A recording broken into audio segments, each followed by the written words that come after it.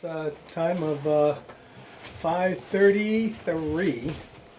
I'd like to call to order Water Sewer Commissioners meeting, March 8th. And first and foremost, I'd like to ask everyone to please rise from your hats and pledge allegiance.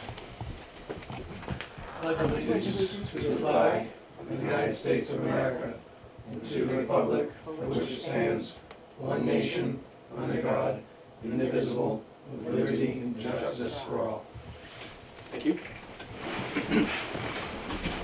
Well, welcome everyone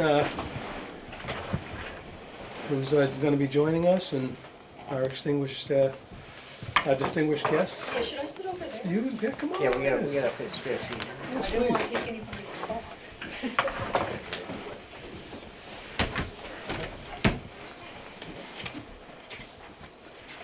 All right, can we have minutes on the We do not have We'll minutes. get those next. Those will come to you next. Okay.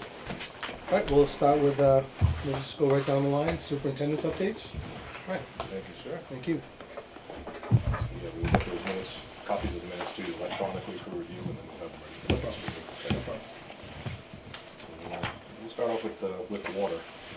As you know, in the past few meetings, I mentioned we were out searching for leaks in the system, especially with the changes in the weather that we've been dealing with. As weather permits, we see changes, and thankfully some light snowfall every once in a while. We actually found one more leak in the system. This one was on Cross Street, found by the foreman. Based on the location, it was actually close to the river at the Reed and Barton property. We found it on a Monday. We held off until fixing it at Thursday that week. We had multiple things working against us. Obviously, the weather was one of them. Staff shortages and frozen material piles. So gave us a little bit of time to break some piles down, move some material around. We actually dug up some old plans on Reed and Barton. Thankfully, even though the plans indicated there was additional utilities in the area, we didn't come across any. So whether it was removed from years prior or if the plans aren't as accurate as they appeared to be, either way, we excavated down. The leak was on our pipe, 6-inch cast iron pipe that had actually had a spiral crack. Majority of the water was being handled by a adjacent catch basin. Very small amount was coming up, through the cracks in the surface. Was it a visible leak, or did he? It was a visible leak. It was something that most people would have driven by numerous times. Just kind of stumbled on it. It's not a road that we frequently travel. Good catch. We've gone down that road before if we were looking for a large loss, knowing that the water main actually lies on the riverbed there, where the dam for Reed and Barton is. Actually back in, I believe it was 2013, when Highway reconstructed some work there and pumped the river around, we actually fixed a leak on a bell joint that was there, physically going underneath. That's the only reason we know where its proximity is and the condition it's in. So that main's actually close to 100 years old, believe it or not. It's one of the oldest ones in town. In relatively good shape, other than the crack. So we put an emergency stainless wraparound on that. We're able to get it filled, backfilled, and been monitoring it. And it's actually improved the tank level. So I mentioned to you guys before, we'd seen some abnormal drops or abnormal run times at the wells. And we've been picking off leaks one by one.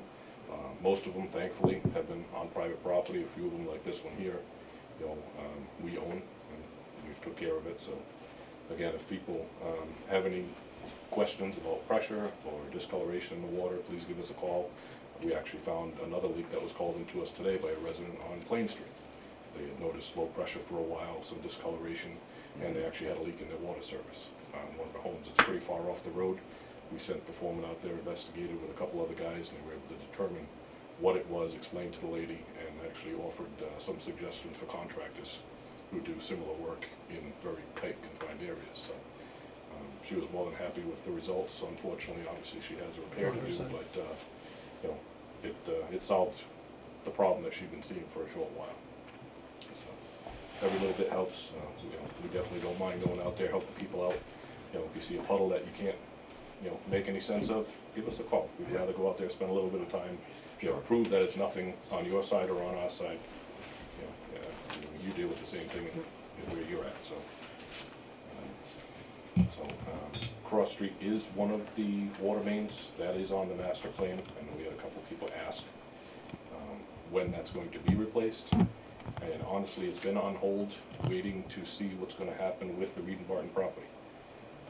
In our master plan, we have it down as being designated to only increase the size to an 8-inch pipe from the existing 6.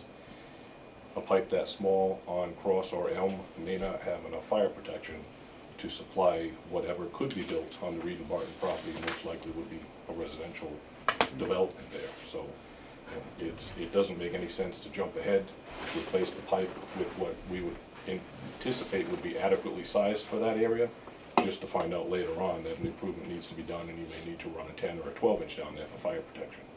So that's the reason that's held off in the scope of replacements that are in the master plan.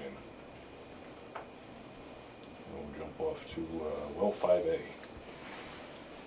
Raw water bacteria samples were taken. I mentioned that at the last meeting. They were actually at the lab. We were waiting on the results. Those did clear. Results were forwarded. I forgot what day it was. It was very late in the day. We forwarded it to Tara. Tara had already passed that along to Jim. I believe it ran into a weekend. Jim and I know Jim and Tara had actually had multiple conversations and discussions about with the pictures and all the correspondence that's going on. So he actually was already ahead of schedule with the approval letter, just waiting on the sample results, which we did get to him. The letter came in. We are approved to use temporary well 5A, but it comes with a catch-22. I know you'd love this one. Because of the change in the water source, Mass DEP has been required to alter our sampling plan. Because of the plan alteration, we have an additional battery of samples that we have to take at that location once we turn it on. Because it's in the middle of the month and outside of the normal sequencing of samples that are being required, the lab is waiting on bottles. If they get the bottles, we'll be perfectly fine. We can throw the switch and we can run it. Well, let me ask you something, can you use it on the lab? I do suppose that is an option. It's just not something we've done in the past, but. Well, there's a lab in Mansfield that can, Okay.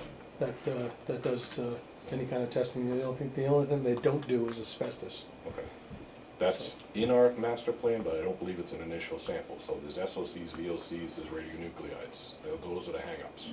The radium-225 and 226 are what I believe. See, I think they send those out. I don't think they don't do those Right, in-house. which means the bottles have to be ordered. Right. So if they have the same process there, chances are we're gonna be waiting either location, but I'll definitely give them a call in the morning if I've a got, primary I've operator. got numbers I can forward you. Okay. If you need, All right, I've got appreciate a it. contact over there.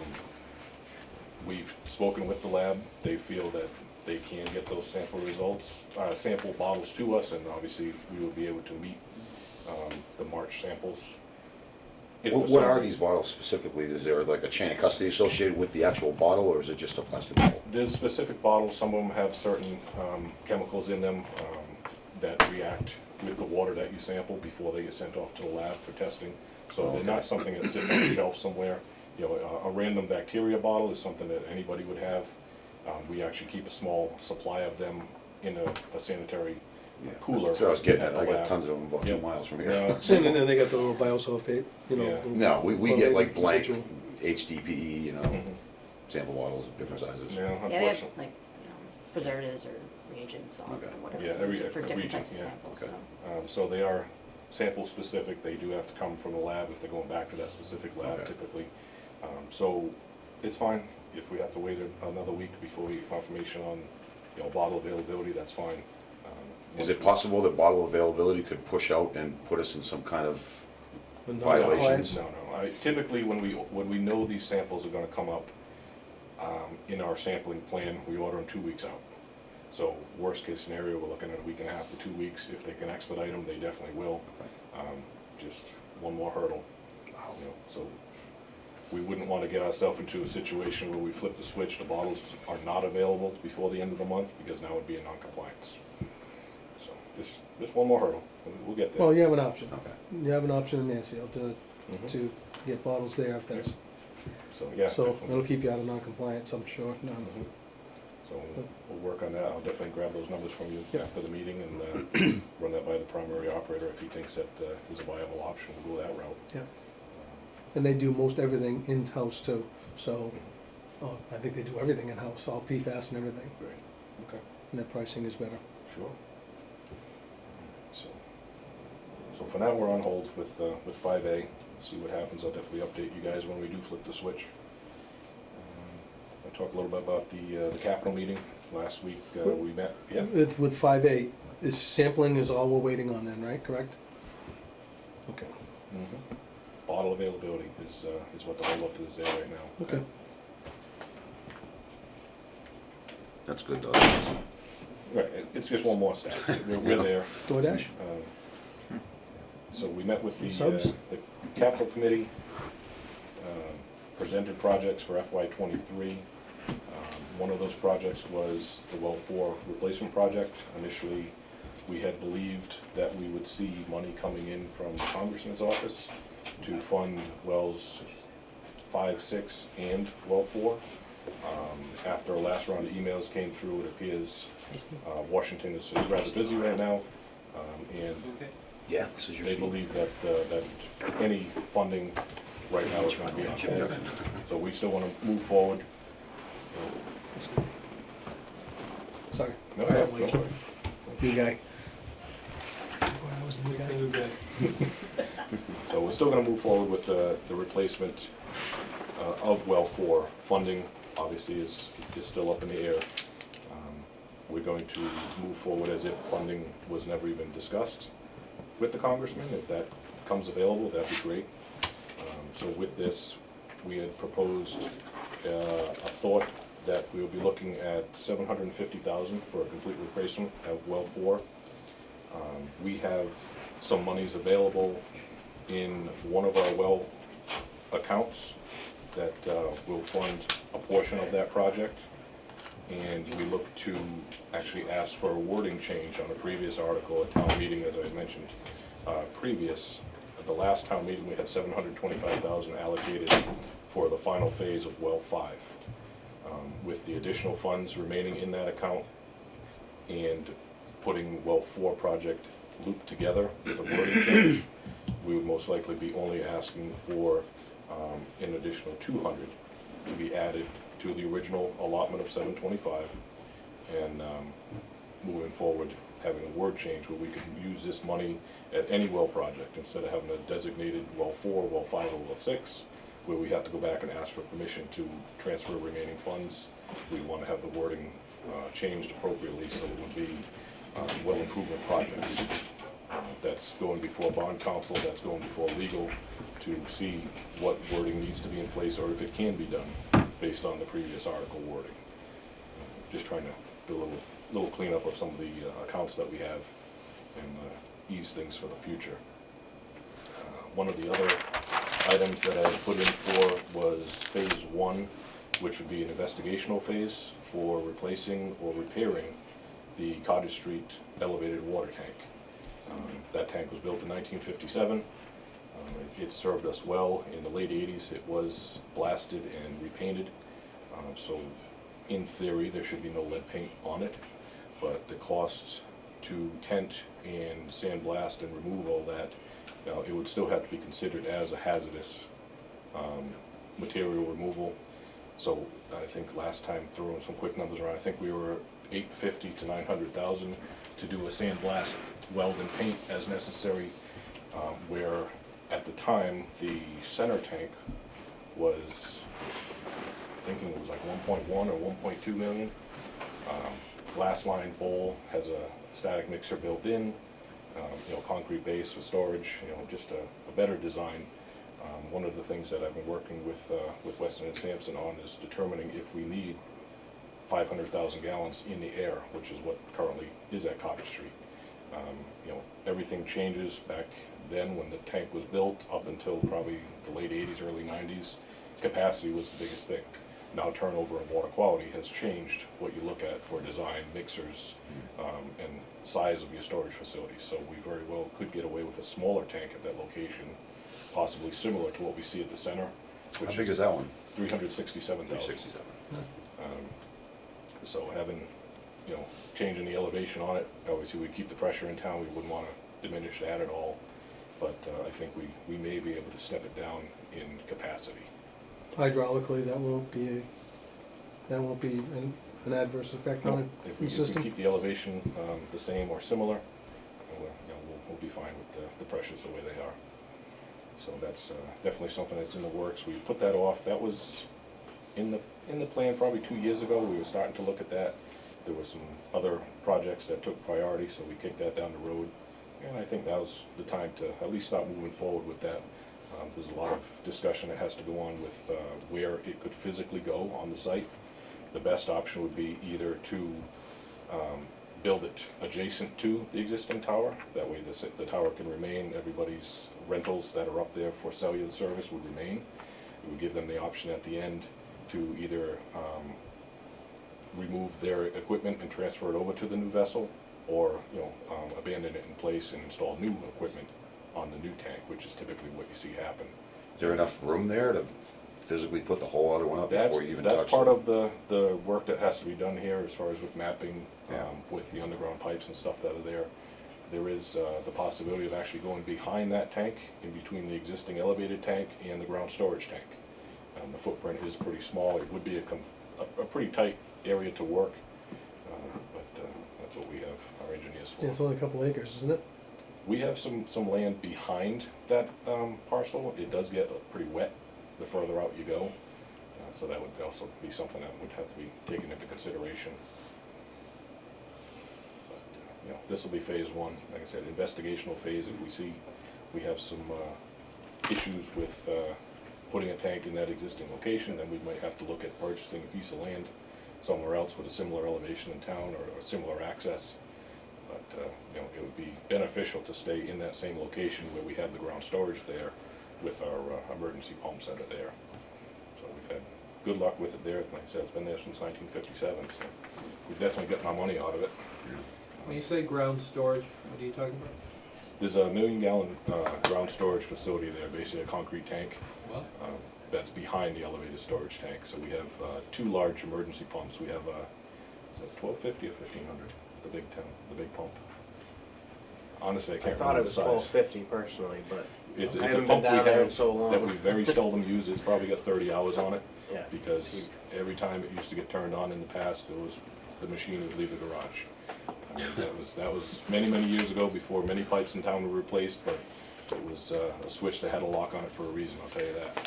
So we have a smaller pump down there that pumps 750 gallons a minute, which we use on a regular basis. When we're going to rotate the tanks or switch a well offline, we use that in series with the other wells. So we have used, probably starting 3 or 4 years ago, we actually started using that larger pump for our hydrant flushing program. When we were doing our trunk line, we found that was the best way to actually turn over the 16-inch main that runs through the center of town. But you have to have a full staff on board to do that. Once the pump's on, you have to leapfrog, you have to have people set up, ready to go. Right. And it's a heavily coordinated event to avoid having to bring the machine out. So, but definitely a nice option to have that pump though. One of the other items that is on the capital request was funding for phase 3 at our Cobb Street sewer pumping station. That's replacement of pumps and motors. Something that's been in the works for a while. Phase 1 and phase 2 are actually funded, and we have not moved forward with because of supply chain issues. So we're going to request funding for phase 3, and we're actually going to move forward with implementing phase 2, which is something that's typically unheard of for what we do here. We like to go in succession, move right along, but phase 1 is generator and electrical work. So we know we're a year or longer out based on the size of the generator that has to go in there. Phase 2 is some work inside the wet well, lights, sluice gate. I believe there was some hatch work, and some Channel ventilation grinder. work. Yep, a new grinder pump there. So we've talked with Steve from Weston and Sampson. It doesn't appear that any one of these three phases will interfere with the others in a major fashion. So taking them and moving them out of their natural order shouldn't have any effect other than just to speed up the process. So, Right. And you know, depending Well, on why each wait other. for phase 1 when you can get? Yeah, it's not a phase 2 thing out of where the you way? need phase 1 Right. for phase 2 and so on. They're just different. So phase 1, like you said, was the electrical stuff. Yep. Phase 2 is well related. And then phase 3 is the pumps. Pumps and VFDs, which is a major expense, Right. but that's phase 3. So that's phase three, that's where we're gonna go for, looking for funding for that. You know, these stations are 30-something years old. You know, we've put them together, we've replaced parts as necessary, but it's time to bring them, you know, to where they need to be, Right. so that they can go another 30 years. So it's a process. Unfortunately, we fell into it at the wrong time, where there's obviously delays with everything. So we want to get on that, get approval for phase three, and you know, a lot of people fall back on, well, why are you doing phase three instead of phase one? It just, Right. you know, it's a number. You know, we're just going to move a few things around to get the work to keep it moving Right. forward. You are doing phase one. You know, we did it, Yep. it's just, we're waiting for delivery. You know, the design was done, went out to bid, you got a contractor, they're on, all the shop drawings are done, Right. and then it's just a delivery issue. It's just getting it delivered and installed. So it's hurry up and wait. So we're going to take advantage of the time that's available to us and move on Yeah, might as well. with the other projects Good. instead of delaying it. Good, smart. Absolutely. Oddly enough, the reason we're getting rid of the generator there, even though it's a great generator, it works fine, it is 30 years old, but we're told it's obsolete. So some parts had failed on that generator a while back. We were able to find some all the way across the country. They were used. They've, again, knock on wood, have worked to this point, but we don't want to get into a situation where we're going to have a part that you can't get. Right. Especially at that location. You know, that's the heart of the sewer system. It's very important. You know, we want to. But we have emergency backup capabilities, correct? Okay. We do have emergency backup capabilities. We have electricians that are, you know, at a beck and call. We have a temporary tow-behind generator here that if we had to wire something in, that we have the capabilities. Good. You know, obviously we have other connections as well with, you know, Nations Rent and places like that. If we needed a larger KW generator than what we have, you know, that generator that I'm speaking about is specifically for our Harley Road sewer station. It has a cable with a twist connect. You know, so it could be used in short term. You know, long term we would have to grab something else if we did have a catastrophic event. Okay. Moving forward in the very near future, the sister generator is at Great Woods. Thankfully, that has much less hours on it because we don't see the power outages there because it's supplied with Mansfield Power. But we are noticing some similar issues, oil leaks, you know, maintenance issues there that is indicating it's coming up on time. So that will be the next station in line to have similar improvements done. How big is these generators? I mean, 30 kW, what is it? Just have an No, idea. the, No, it's big. so the Cobb Street, I think it's 65? I think so. I think it's a 65. They're rather I big. have it right here. Yeah. Yeah. It's a Cummings motor with the gen set on it, so it's altered to run off of natural gas.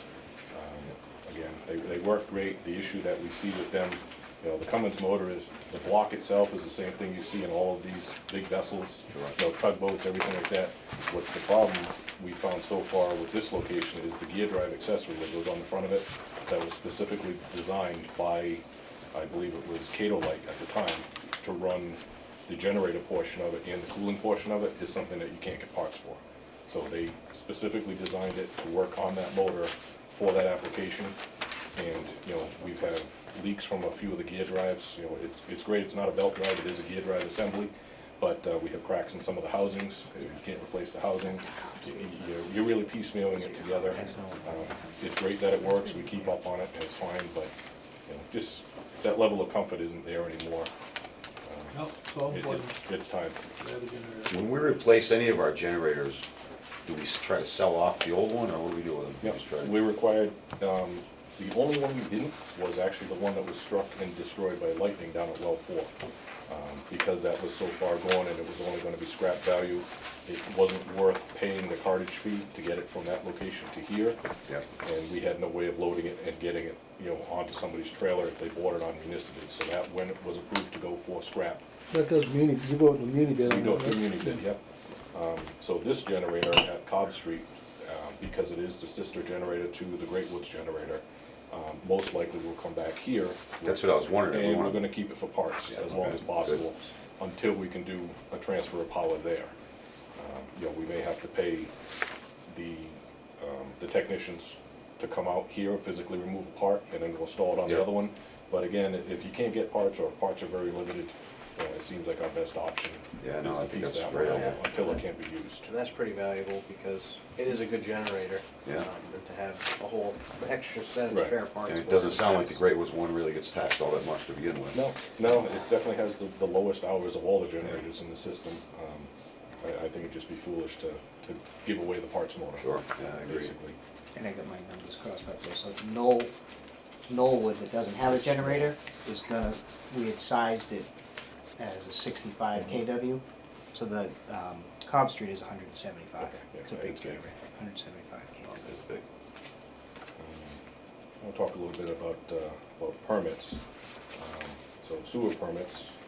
Recently, John and I attended some wonderful meetings with Mass DEP pertaining to changes and new regulations with compliance for the wastewater facility, either the NIPD's or the general permit, and changes in 314 CMR 16, which is public awareness for sewer pollution. We've spoken, Steve was not able to attend that meeting, I believe he had somebody else attend Yeah, that. good. So We had we have a lengthy breakdown of what we are required to do as a co-permittee for the MFN. There's mapping, there's drawing, there's distances from bodies of water that could be affected if there is a catastrophic event. Honestly, a lot of it is over my head, but thankfully we have Diane here tonight. We can see, I'm sure we have a list of questions that we can leave with you and have go back. Well, I could start with Foxborough was wondering what we were doing so we could help them, so. Yeah, okay. That was one of my questions. My question was, what is Foxborough doing? So we see where this is gonna go, but basically there's new changes and there's existing changes that are there. So many people are not compliant or not fully compliant with some of the mapping and discharge data that they have asked for. And it more or less pertains to the larger pumping facilities, but it does still fall on some of the smaller private systems, depending on gallons per day that you pump. So it is very possible, without really naming names, but we know we have a few private facilities in town that they could also be under this stipulation and have to have things in place. So there's items in here about notification if you do have a failure, a rupture and a flow event within some really tight timeframes. I believe there's a notification, public notification within a couple hours to media sources or news sources, which is gonna be extremely difficult in the middle of the night. They do give a window there of leniency based on how quickly you were notified, how quickly you arrived, so it slowly broadens the window of notification. Obviously DEP would be right on top of the list, EPA if it's large enough. There's a lot of things here that are incorrect. I can't remember the gentleman who was in the meeting, but a lot yeah. of the operators of the There's a lot of wastewater pushback on facilities these. are very upset with the law that went into place. Some of this, it doesn't pertain to us, but some of this affects the way that normal maintenance operations are done at wastewater facilities. As far as cleaning bar screens and stuff like that, it's a change to Is that law. something we do in the stations? We do not. No. Thankfully, because we are just a pumping vessel, we do not treat. We're on So- the fringe of this. So, who's upset, I mean, our staff is upset? No, No, many no. other operators that were on this call, there was a couple hundred Yeah, it was operators. very, Okay. So it, I All heard that ones from that the same operate treatment gentleman, facilities, two I'm sure. different Yes. meetings. So do we have SCADA or something that, pump stations? yes, That every talk to station. central command? We have a monitoring that we? Yep. Okay. We have two separate computers, two master computers for SCADA, one specifically sewer and one for water. Is Steve on sewer and Tara on water when they get the call? Yeah, Right. I get it right after they get the Well, call. I used to be on clients' SCADA. They used to call me No. first because the clients we were clueless. They didn't know what it was. Now, third party or second party, however you guys come down the line, are separate, and we've been asked to keep it that way for structure and safety. So we do a vulnerability assessment of all of our assets. SCADA is definitely one of them, so there's multi-point accesses there, and you're very limited on who you can have gain access to those systems. So we have them on speed dial, if we have a situation that comes up that we can't handle or we have questions about, as well as other utilities, like Mansfield, Foxborough around. But as far as gaining access to the SCADA, that's not something that's recommended anymore. And you have third-party SCADA integrator that We you do use, so. have a specific person that we use for SCADA. So that's where my meetings cut. So my I minutes cut imagine off. that if we invent an emergency, we have a plan in place. We do. We have an emergency response plan that was just recently updated. I'm thinking that was, there you go. So I assume we have a copy of that somewhere.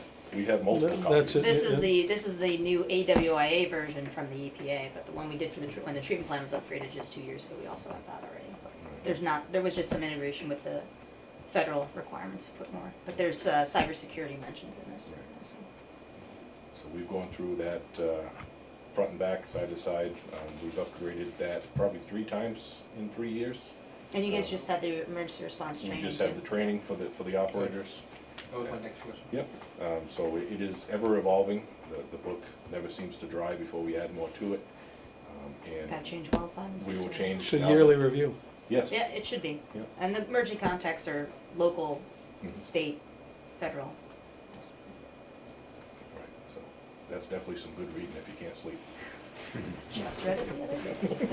It's tabs. So So I imagine the mapping they're requiring for all this stuff would have to be added into this. This is water, sorry, Steve. Oh, So, right, but a similar. so you need a similar, for sewer, and I don't know to what level, because you don't have the treatment plant. So you have manuals like that for all your pump stations. But that's what comes in under the NIPD's Yep. through the MFN is your requirements for your O&M plan, your emergency response plan. And that's some of the stuff that I talked about in our scope to look at where you're at. So we need to look at where we're at with the And the wastewater. MFN has just gone to a general permit, too. They were able to get away from that. So they've got the medium-sized general, medium-sized project. So I've worked on SPs, whatever the plans are. you Yep. know. I imagine what they're looking for is similar for these pump stations for emergency Yeah, spill yeah, control. yeah. That's all it is, right? Yep. Yep, no, absolutely. yeah, there was So you just have questions. to, so the mapping is just around the pumping station itself, and then catch basins and waterways and whatever else, and, you know.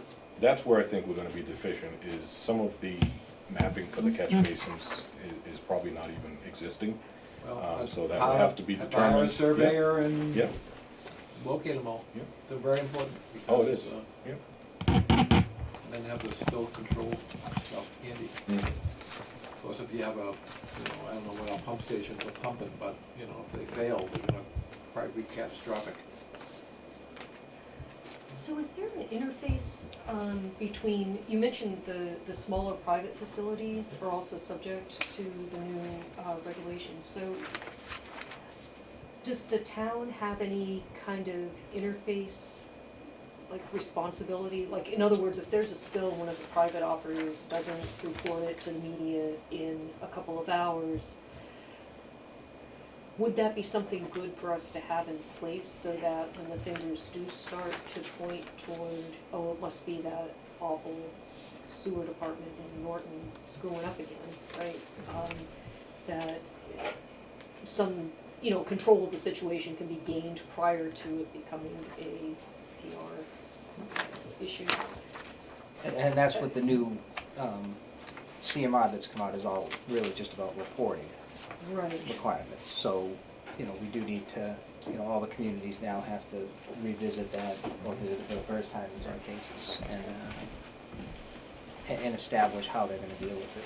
Okay, but wait, how do we work with the private guys, like if they have their private, is there like a mechanism for them voluntarily at least, communicating with the town as well, or, with the sewer department Yeah, as we well? have very limited communication with the private entities. Right.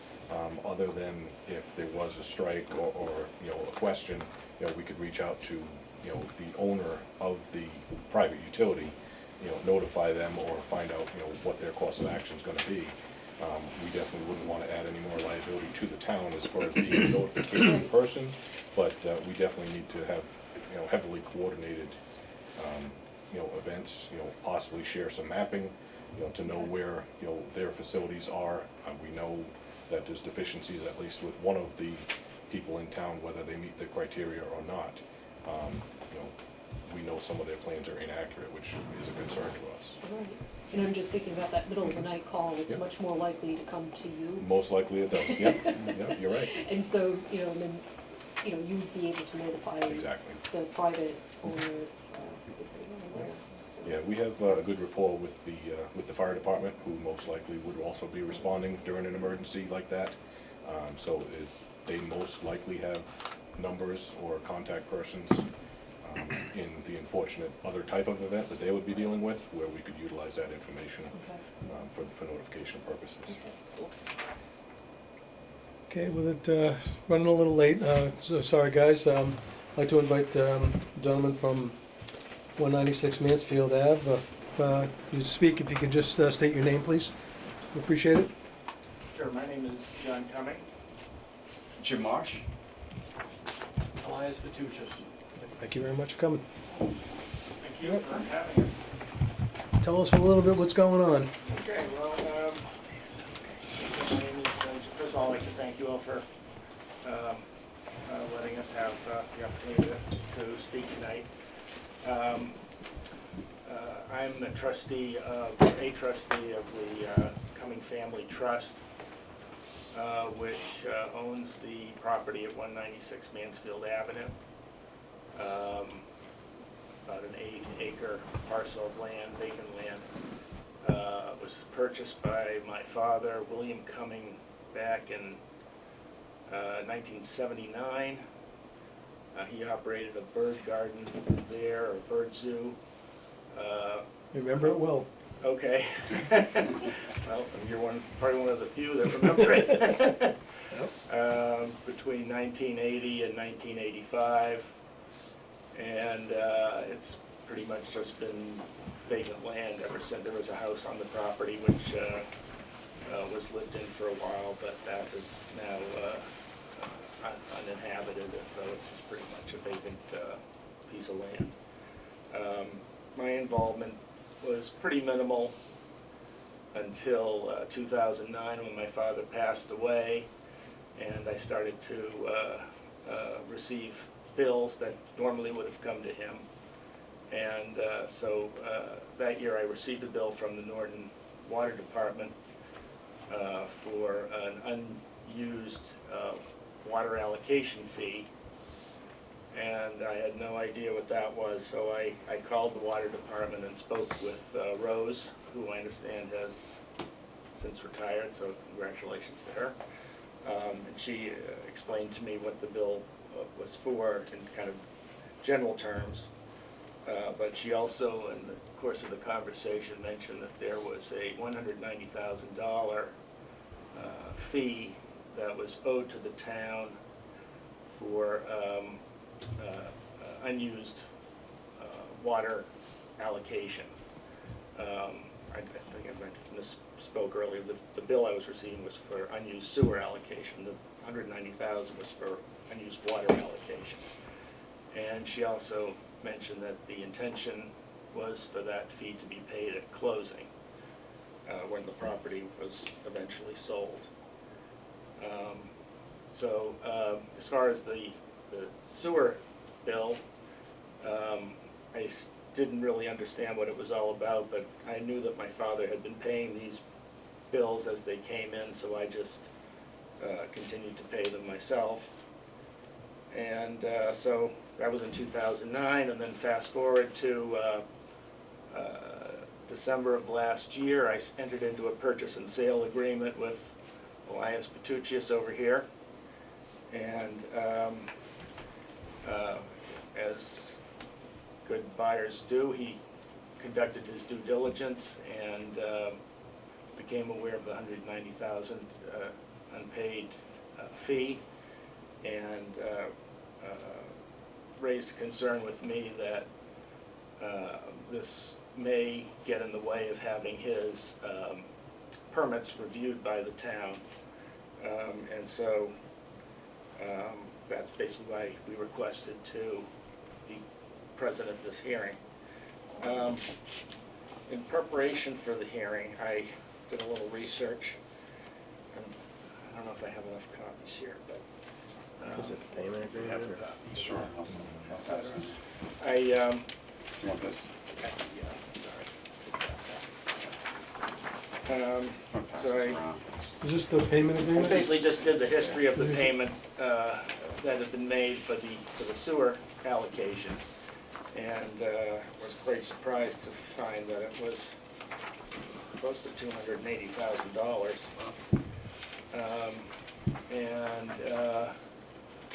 So the reason, that we're here is basically to make a request in light of, the significant sums that have already been paid to the town for the sewer, unused sewer usage, as well as, prior conversations with the town, that you might allow us to basically pay this $190,000 fee or whatever it happens to be at the closing to allow Elias to move forward with his permitting process. Jim, do you have anything you'd like to add to that? Sure. One of the things we would like to know is maybe if we can get a little clarification as to what these payments were made for, too. There were many years of payments, and they increased over time. We tried to get an understanding of whether this was just a standard flat fee that increased over time for unused sewer usage. Because going forward, how this is going to affect Elias when he eventually purchases the property, and how he will be charged for sewer usage. I don't know if that's, if we can just talk about that somewhat. So everybody has sort of a better, at least on this side of the table, a better understanding of what those payments are for. Let me run with that for a little bit here. I have limited information. I've only been here 21 years, not nearly as long as this property has been in agreement. So there's two separate things here. The 190,000 was the agreement that was made, and I have copies of documents here which I can provide if you wanted to look at. Dating back, I believe it started back in 1997. There's one document here dated February 25th, 2003 from the then chairman of the Water and Sewer Commission, Jan Lemire. Basically states the agreement was originally for provisions to build a hotel on that parcel of land. The agreement that was made was for 19,000 gallons per day of water, flow at $10 per gallon. That was an agreement that was made with other parcels of land in that general area, I believe, where Water Parts International is today, possibly TPC. It states a few parcels of land in here that have since been built on, so not going back and looking at the maps. That agreement was done so that the water department would upgrade the infrastructure to be able to support the development of that area. So other parcels had paid their portions of their agreement. The 190,000 that was due to the department for the portion of the upgrade was not paid and is still owed to the town for the town's improvements in that area, which would allow building in the current day. The sewer that we talk about is something, according to the notes, I spoke briefly with Rose, who has since retired, explaining as much as she could, remembering as far back as she could. And there's two separate things here. So there was, as there was the agreement with the water, for the water availability, there was also sewer capacity that was agreed upon back then. So water and sewer were very scarce back then. Any large development that had any idea that they were going to build on a parcel of land would secure availability with the water and sewer department prior to going before planning. There was only very few projects. I don't have an actual number, but if I remember correctly from hearing other people talk, maybe 2 or 3 a year that would come before the board. allocate certain funds, and, you know, we would hold that capacity, whether it be sewer, water, or both, so that those people could build. Obviously, things went on, the economy fell through, there was no building here, but the 190, which is the water portion of it, is still due to the town because the upgrades were in place, and the ratepayers actually took on that additional 190,000, which was allocated for the upgrades. The sewer capacity was also designed based on a hotel, which more than likely isn't going to happen now from recent conversations I've had with some interested parties. And the capacity there is something that has been paid for annually over time. So the sewer capacity, once allocated, stays with the land. It can be sold with the land, but the responsibility for paying for that capacity remains with the land and is transferred to the new owner. There was an agreement in here, I'd have to go through and look. I believe it was substantially lower than what the current rate is now, so it was a very good choice to hold the sewer capacity and pay for it at the lower rate, which was agreed upon, I believe, back in 2002, I believe it is, or 2001. Yep. First payment was 2006. So it was explained to me that the 190,000 that's due for water does not include any connections, permits, or tapping fees to bring water to the property. That was an agreement that was made as a betterment or an infrastructure improvement at the day. And then the sewer, you know, there's obviously an agreement in place for a much lower rate than is currently in place. So that would need to be discussed. Typically, the town has the right for first refusal if there is additional sewer that somebody has as far as capacity and they would no longer like to keep it. I believe right now the town has no interest in purchasing that back. So there are options there once a new building, you know, obviously the infrastructure has changed. You know, you're looking at putting in something far different than the originally proposed hotel. So there's probably going to be capacity left over. That can be sold by the property owner to another eligible party. And the way that was described to me is somebody that currently has sewer available, which would mean their property is fronted by it, or has a provision in place where they would be doing an infrastructure improvement to bring it to their property, and that would offset their cost. But it couldn't just be given to or sold to a parcel of land that doesn't have utility connections available. All of this would have to be verified with legal counsel. If that obviously does want to happen, all of this would have to be approved by the current board.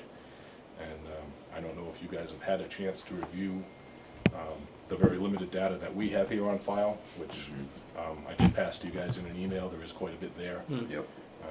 You know, it pertains to other parcels of land. It shows their agreements and their prices that they paid based on their square footage to the town for both water and sewer.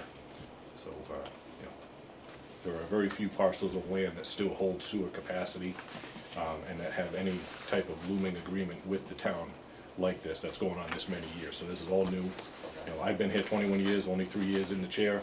You know, the majority of us, you know, that are here now, this is something that we're all learning about and trying to work with. How are we going to go about finding a possible buyer of that sewer capacity? That's a very good question. What happened with the Island Brook development? Island Brook bought capacity up at Thorndike, Yep. or Campanelli, or those are one and the same. But, so, I mean, really, the basic concept on the sewer side is the town has a limited capacity at the treatment plant, and as people connect to the sewer, they pay a connection fee at a certain rate. But in this case, you can also, you know, there's a certain number of properties that bought capacity to have it for them when they were ready to tie in. They made a decision that we want this much flow.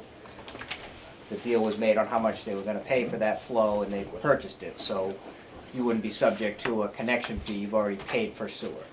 But the other part of the deal is, so now the town is freeing up that capacity for that individual, and until the sewer is connected, they're not generating any revenue for sewer charges or anything, so they needed they can't just have that capacity out there and having the rest of the town pay for the use without getting something from the people that are holding capacity, you know, so you're holding on to this capacity. So that's what these annual fees are. Gotcha. It's kind of, you know, it's what your father was paying for the right to have this, which is not a bad commodity, having the capacity. I don't know exactly, so as far as selling, I mean, if another, you know, developer is looking to do a large development, I believe, I mean, like was done with Island Brook and Thorndike, Yep. instead of coming to the commission and paying a connection fee at the current rate, they could buy The capacity. the capacity from somebody else that has it. Yep. And, you know, so that's, you know, potentially how you could sell off whatever you don't need. You're gonna need some of it, it depends on what you're gonna develop Yeah. there. So, I have a question.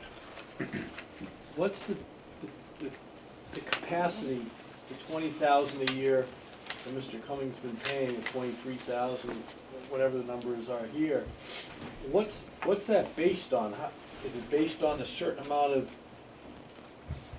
is it the 16,000 gallons per day? Yep, it's based on whatever he purchased. 16,450? Is that what it's based I don't on? have those numbers in front of me. I haven't- So how do they come up with that fee? The annual fee, how is that calculated? I don't have the formula, I mean, it's based on the. Based on water usage? The annual, well, they don't have $7 a water gallon. usage, so it's based on the, No, but what would the water usage be at that amount of flow per day? I don't, you know, because water rates go up, that's how we calculate our Yeah. sewer rates, right? This is the So- paragraph That's a that I water found rate. that seemed like it was. No, but they have a relative certain to it. amount of sewer here. So there's a bill that's generated annually that Right, there's- Mr. Cummings pays, and then I'm gonna have to pay going forward, right? How is, yep, for the unused capacity. So if you have 16,000 gallons per day, you develop your property and use 10,000 gallons a day. Or Yep. whatever you use, the remaining 6,000 is still capacity that you own and no one else can use.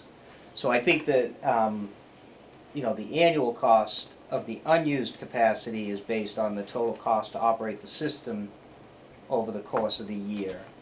A proportion of that share based on what the flow that is reserved, if that makes sense. so basically, I'm gonna pay for the capacity whether I use it or not, right? That you own, yep. And is that gonna be at the $7 rate? I assume, so I have to read this now. I assume that's, These numbers are unused capacity. It can't be. That- I don't, Correct. $7 refers to the unused, the upfront, huh? right? $7 refers to the upfront cost. Well, so that's why I'm asking, because you're paying a Alright, so bill the every sewer fee year. was $7 per gallon for the, Mm-hmm.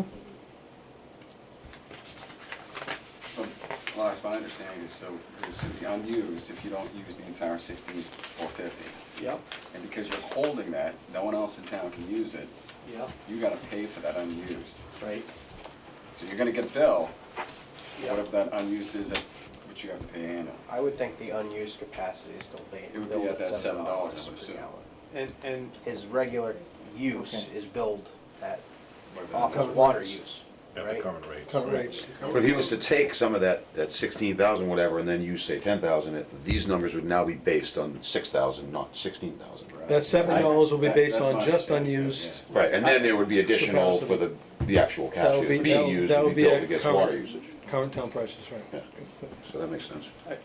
If that makes sense. you guys, you sure about that? It's not based on the lower rate, it's based on the current rate, the used capacity. And then the unused will be based on the $7 rate. Used capacity going into the system now would be based at the current rates, which Okay. are subject to change based on, you know, Okay. votes by the Water and Sewer Commission I understand. to cover costs. So the annual bill is gonna go up once he starts using. it'll be a different bill. He'll then be paying a user charge based on actual, Right. Yeah, that'll go up. based off his water bill, But the overall bill he'll will be pay higher. for sewer use. Correct, because the rate is higher for current sewer usage, but the excess that he doesn't use would still be billed Remain, at $7 yeah. per gallon. And even though I don't use it, and you don't need it, if I'm still paying to reserve it even though I don't need it and you don't need it? But no one else can use it. Right. But it's- It's- That was That the says deal, you're that was the holding it, deal so, we made, yeah. yeah. It's attached to the property. So if you knew for certain that you're putting a warehouse, it's gonna use X, you know you're not gonna need that other capacity, and you had somebody, a prospective buyer, you know, you could then transfer that to them, possibly, you know, for a wash, make some money on it, whatever it comes out to be. They would then be responsible for paying the rate to us for the unused portion. But that bill is with that piece of property, it's attached. And is that the same for water, leftover water capacity? That is completely separate from water. The Okay. 190, No, the liquor. If Okay. He's got 19,000 gallons Yeah. per day. If he's only using 10, let's just say, and there's 9,000 left over, is that, can you assign or transfer, sell, whatever? Or is that where it's still subject to first right of refusal with the town, as you described with the sewer? that would be a question for Af- legal. No, it sounds- I've never seen that. After the It's- 190,000 paid, would he have to pay anything other I- than what his usage is? Just the usage fee. Yeah. Yeah, And it he sounds hasn't to me been like paying. the Correct. water is more of a the Mhm. betterment, but the sewer is kind of an ongoing, the sewer reservation is sort of an ongoing requirement. But the water is the betterment A that's one-time fee. of the 190, but going Yes. forward, there's no, There's no ongoing charges It's just other your than usage. the actual. Your actual until usage. until When you you tap connect- into the water. connection You'll pay for fees both and water then- and sewer. Once you tap in, you'll pay for use based on gallons used. So if I have to do some, for instance, I'm gonna tap into, obviously, we're gonna have to provide plans, but we're gonna have to tap into the water main on 104, right? There's gonna be costs, Yeah, on one, yeah. right? Can I offset those costs with this extra money that I'm paying for unused capacity? Like, is that something you guys just mentioned, or? So I believe what he's asking is, are the connection fees, or were the connection fees looped into the agreement that was done with the 190,000? Do we feel that that was part of that deal, where now he would be able to connect, perform his loop, so most likely 2 connections based on our current requirements, and not have to pay tapping fees or connection fees to the property, since the 190 is gonna be paid for the parcel as previously agreed? Would the records show what the other properties down there did? Good question. I would say that would We'd be have to look into precedent. that. I mean, I would have to look into that. Elias, I don't think were you, I understood what he said differently than you. Okay, maybe I was saying. Were you saying that the fee that you pay yearly for the sewer, the excess, could go towards your connection fee? Is that what you were saying, or Yeah, were I you mean, asking about the 190,000? It's a hard 7, it's a hard 7. No, the 190 is, to me, that's just, Right, no, I'm saying the extra sewer fee right. that I'm paying, It's an excellent question. can I use that? I thought, and maybe I misunderstood, we can offset other costs I'm gonna have to pay for sewer with that. And then another question is it's my understanding that there's some apartments proposed across the Well, street. that was You that guys was aware agreed of that? upon in this Yes. Yes. agreement. Can they use this excess 7 capacity, or they, against the hard So capacity. they have already paid Why has it gone for up? their connections for that property. You're talking about the one that's gonna Why is go it behind. 190. 7 195 right across the street. Yep. back Yeah, then. they've already covered It's their costs $7 for the 60 water and for sewer 50 now. connections there. How come it's 1,600? so there's this unused That's the capacity question. that That's a nobody gross really question. needs, right? And we gotta pay for it even though we're not using it? Basically, yes, it was That's what an you have right agreement that was made way back when. I know, Yep. And you, that's kinda, Well, it's, at the time, it was At the quite time, a it deal. was, yeah, it was a very good deal at the time. Um, Currently, actually still is based on current rates. I think if you no. were ahead of this guy across the street, No, you could they're sell not in his using it. capacity. You- Right, If right. he hadn't already bought the So if capacity you from the came town. across a development in Norton that needed this capacity, could you refer them to us? We could definitely pass your information along, and you guys could have a conversation about that. There are a couple developments that are in the works, but I do believe they already have their sewer capacity that they hold. You know, I can reach out, you know, give a quick conversation with what's going on and what there could be for availability, and see if they're looking to expand on their current projects. Maybe they're limited Yeah. by their capacity. Appreciate that. Contact your neighbors. I mean, when. Do you know how many gallons a day you're generating? No, I remember that. I think my application said 1,900 gallons a day. It's a huge difference. You know, it just makes, it doesn't really make I don't think any why. Yeah, if they- any sense, they're- to be honest with you. if Not only that, You know that rating is 6,000, Sure. you have it developed. if I'm reserving for this amount, I should pay it at the lower rate, Right. based on up to that amount. Or his fees, anything other than this. If I'm paying for 16,000 gallons a day, Yeah. and the deal is $7, as you mentioned, right? Going over the. Why shouldn't that be honored for the actual usage? Okay, I see what you're saying. That's, well, it's I mean, not the way the, That's, But what it was Because until you it's were actually using it. Reserved usage versus actually being used, right? yeah, correct. Unused capacity, used capacity. So where does the $7 rate come into play? Where's that at? That's a Second page, I believe. second Further in than that. paragraph 2, this one right here, This is the agreement thing? this one right there. I believe you're on the same page there. Yes, same Yeah. page. Yep. Bottom paragraph. What was the, I think that was the upfront payment for the sewer. Well, so what's this place versus I see. Yeah, like the places I want to develop. We profit. Right here, my, It would be in their best interest. The sewer law is at least if they could get it at exactly. Yeah, I see. Our best interest. Right. Oh. And I don't know if they want to transfer his property, if that $7 fee stays, or if it goes to $35, I don't know.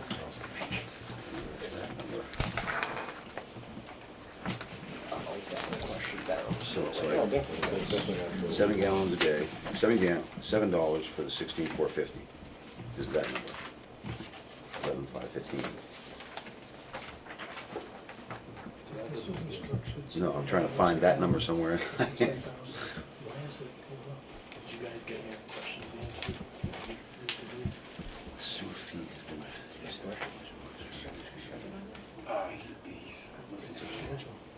Yeah, in here. yeah, he said he was gonna listen. So, fees, water care, that's a lot of fees. Let me test. So is this fee, What's this? We can ask Rose. I'm getting confused.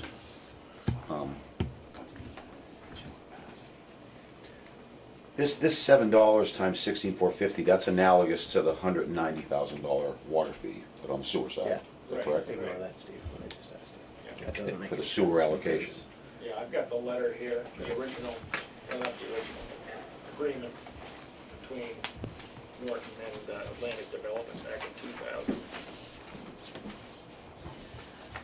I guess what I'm just having trouble with is, I get what's happened in the past, is, you know, they had to reserve it, so we paid for it because it was being reserved, right? But once we tap in, I don't need to reserve it anymore. I just pay what I use. That's what I'm having trouble with. Yeah. Where's the agreement that says I have to pay 16,450 times, I have to pay for that whether I use it or not? Where does it say that? I don't understand what that means. So once you tap in, Yep, you pay the current rate that everyone pays based for on, whatever you use. okay, Not the full 16, unless that's what you I think. use. You know what? My question, that's great. So your capacity will be established based on what you build and theoretical calculations, whether That's it's what my Title V or bills- whatever. You say, all right, we're getting permitted now to build a facility that will flow 16,000 gallons. We have no capacity left, if that were the case. Yep, And then whatever the actual usage is what you get billed on, right. based on your water records Right, going forward, at the current rate, like everybody else pays.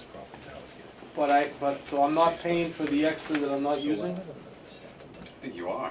You are. The balance is still If, out. whatever's, if you don't, if when you put your permit in and approval, it's for less than the 16,000 gallons that you own, whatever's left in that, you know, if you're only gonna use 10,000 gallons for your, whatever you're building, Yeah. and then you still have a piece, 6,000 gallons that Then I is don't- reserved, Then I don't need it. that you can then sell.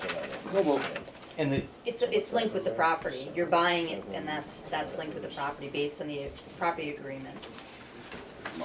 But So you need to sell it to somebody That- that- else. otherwise I You pay don't for need it, You That pay goes for the with the property. unallocated, It yeah. goes even though with I the don't pro- use it. Yes. Mr. Chairman, may I suggest And who are you? something? I, yeah, I'm just a guest here tonight. But it seems that there's no clear policy related to this, and maybe I could offer a Well, we potential have, solution. we have a written agreement. No, going forward, Okay. unless you've got a clear path of what you Nope. wanna do. So, yeah, so what you're paying, I'm a former commissioner, so I have some history. I'm here as a guest on a sewer matter tonight. But I'm proposing with the land, again, I think Mr. Peterson mentioned that the original intent was for a hotel, which had a relatively high need for water and sewer capacity.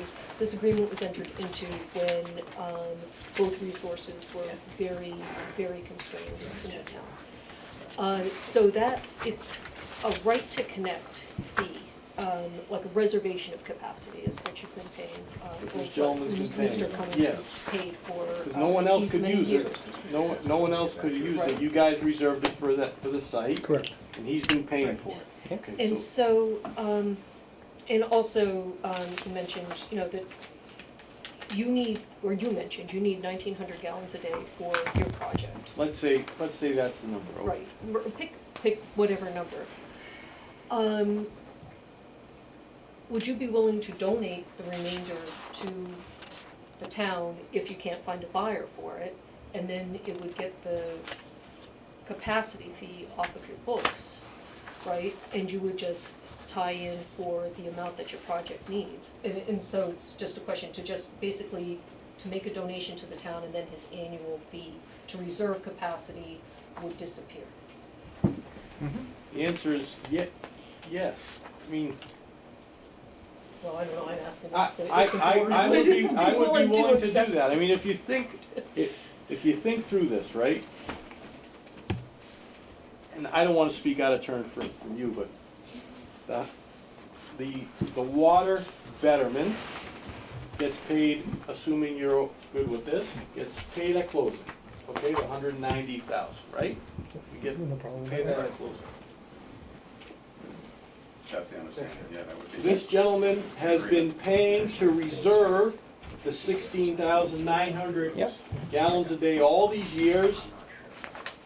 And he's been paying for that full amount because he's holding it for the site. Yep. Right? And no one else, and no one else could use it, because if they could, you would generate revenue from it too, right? But instead, he's been paying it to hold it for the site.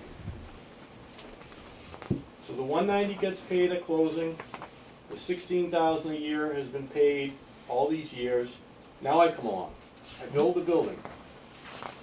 The water meter goes on, I generate 10,000, 5,000, whatever it is. I'm gonna get a bill for that usage. Water, And so, sewer. my issue is I shouldn't, I'm struggling with, why do I have to pay for the reserved amount when I don't, no longer need it? Yep. And it seems like everyone else in town who's coming in with new projects is gonna pay you direct for it anyway, right? So why should, I So mean, that's what- so I'm you happy could to sell give it to I'm them. happy, but who might, no one's gonna buy it if they're just, why would they buy it from me if they can buy it from you, right? And why would, If you charge them less. It's a lot more if I expensive. charge them less? If you Yeah, I charge guess them it's- less. That's than my what- question, Steve. So if the Could commission you transfer that at $7 a gallon instead of Yeah, $35 a you'd be gallon? losing money on it, You know? so, Right. Technically, he could give it away. if he Yeah, wanted. it's Yeah, so yours. That's You what I'm could- thinking, if you can give it to the town, then everybody wins. Yeah, the town would take it, you would take it back. if it means, I can't, we have to Right. talk to council about that. Right, right. But Now, if he were to do that though, and then a couple years later, all of a sudden, no, you know what, I do wanna build a hotel. At that point, he's back to having to buy in at the they would company. have to buy Buy it at the at $35 a $35, gallon. right. Take it and sell it, or sign it, or do something. I think that would. all right, We understand your concern. let's, we'll talk, Yeah, let's yeah. talk about it. I think, I don't wanna mess up these guys, I think they came in here to make an agreement on the payment of the 195, so you guys, There's also some numbers here, Elias, that Rose, even though she's retired, we still consult her. So with it being so far back, we need to find out exactly how these numbers were generated.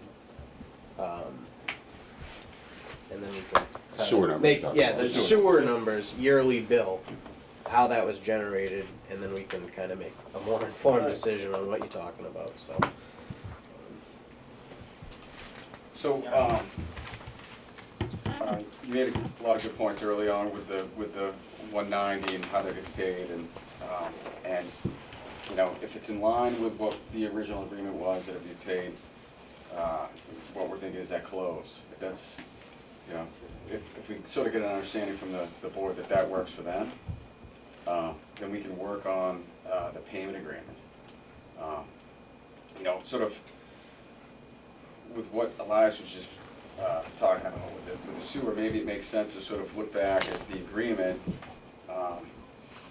and how that may deal with sewer, but and then have a final agreement that we can submit to the board. But at least at this point, we have an understanding in this room that, you know, the 190 will be paid at the close of the, which, you know, talked about Elias tonight. He's got his application in. There's a meeting of planning tonight. I expect, you know, they usually need an extra meeting, so possibly at the end of the month you'll get something from planning and then Concom in and around the same time, sometime late spring, early summer. He's looking at. for closing Yeah.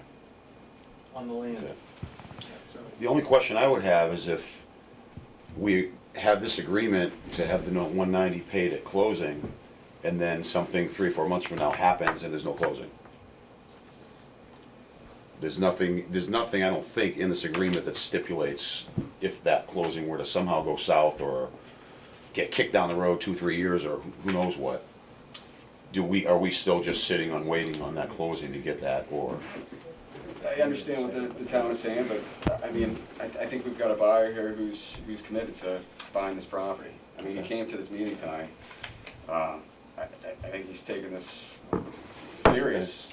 I'm not even trying to imply that he isn't, No, no, I'm no, just no, saying, no. you never know what's gonna happen in the No, I future, get who that. knows, you know, there's a fire There's always somewhere, uncertainty. maybe, you know. There's always uncertainty, but I You know, think the intention was, you know, Right. when the property is sold, then we have a big pile of money, and then we start. Right, I mean, I have Physically no able problem to at all pay with the waiting tax. until that closing and having You this know, we happen. don't have Yeah, because it's all $190,000 so they lying understand that they're in around. that agreement. I think Big. it's true, I mean, it's not to It's a pay. big nut. Big nut. Right. What they Oh, have to show. obviously, yeah. The thinking was that if we have the closing, then we can use the proceeds from that. Completely in agreement with you on that. I'm just wondering if there should be something stipulated that, in the event this doesn't happen, Plan B. Well, Plan B was Thoughts on I that, would or- continue to market No, I the property for sale. don't have a problem with that and either. Come up with another buyer With, very, uh, very with the quickly. water. I mean, I was able to come up with Elias, within just a few months of putting it on the market, so I would imagine. I guess the only thing I wouldn't wanna do is legally lock us into having to wait for that land, for the closing on that property to be sold to get that money. if for It's some been over for 20 unforeseen, years already, And they're- would, so they're not paying anyway. that's true. Well, he is paying every year. He's paying Right. sewer, No, sewer. sewer, but now Water. the water's been outstanding since Water. '97, Right. so.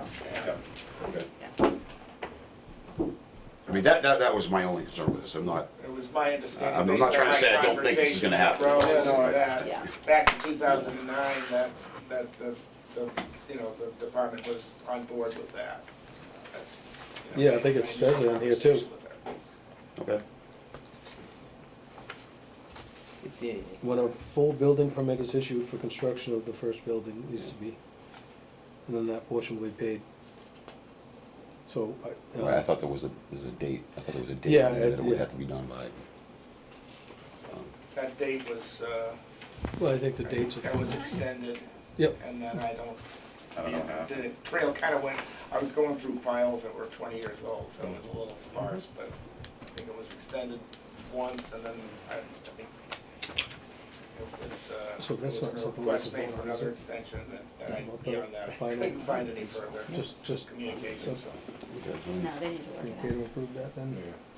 I mean, hopefully my scenario isn't something that's gonna happen, I'm not trying to put the Yeah. X on anything here. Yeah. No, I really don't want that to happen at all, I but, mean, to be honest, I was running a family business for many years, and so the property was not front of mind, but I've since retired, and so my intention now is to take an active role in trying to sell the land, so, it's not gonna be sitting around, for another 20 years, that's for sure. So with the water,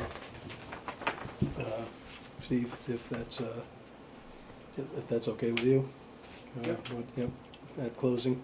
Yep. The water, we can put that to bed. I'm on board And with then that. the sewer, we'd have to look into that a little further, about taking the capacity that, your unused capacity back when everything gets said and done. Is that correct? Yeah, we'd have to, look. It's never been done before, so we just want to make sure we do it right, and it's, good for you as well, because we understand your concern. I think I have an obligation to just have an understanding with these two gentlemen on that. Sure. I think tonight, the goal was to have an agreement on this water payment, right? Okay. That was, So we can work on And this. then we'll huddle up on the other thing Okay. and probably get back to. Well, Yep, great. Please keep in contact, we'll be, Yeah. whatever we can provide or Thank you. help you out with, we certainly will do whatever we can. Thank you. thank you very much Thanks, gentlemen. for your attention. All right. Thank you. What's that? Thank you. Yes. Thank you. Thank you. Thank you. Good luck Thanks with for coming everything, in. too. Diane, you're up next. I'm up next? Yeah. Boy. Eventually, you're gonna be next time. I think when soup comes in, that's, I think we're gonna have to. We got a little legwork to do before we get to that. anyways. Understood. Well, anyway, I'm here for multiple purposes. I'm your representative for the regional MFN district, sewer district. So it's been a while since I've come to a meeting, so I wanted to introduce myself or reintroduce myself to the folks at the table. And just so anything that involves the regional plant, I'm here to communicate with them about it. They ask me every month, we have monthly board meetings, whether there are any updates, any new issues in Norton, any news. So anything like a big change in flow or a big change in flow composition or anything that could affect the plant. Anything of general interest, any like exciting new huge developments, that this one doesn't sound very big. So anyway, so that's, generally my role. And then also, so anyway, hello everybody, I know Steve and I haven't met.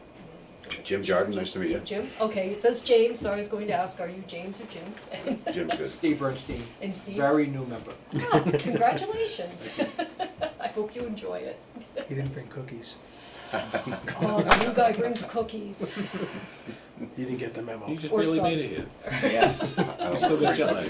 That's right. They would have been from Florida.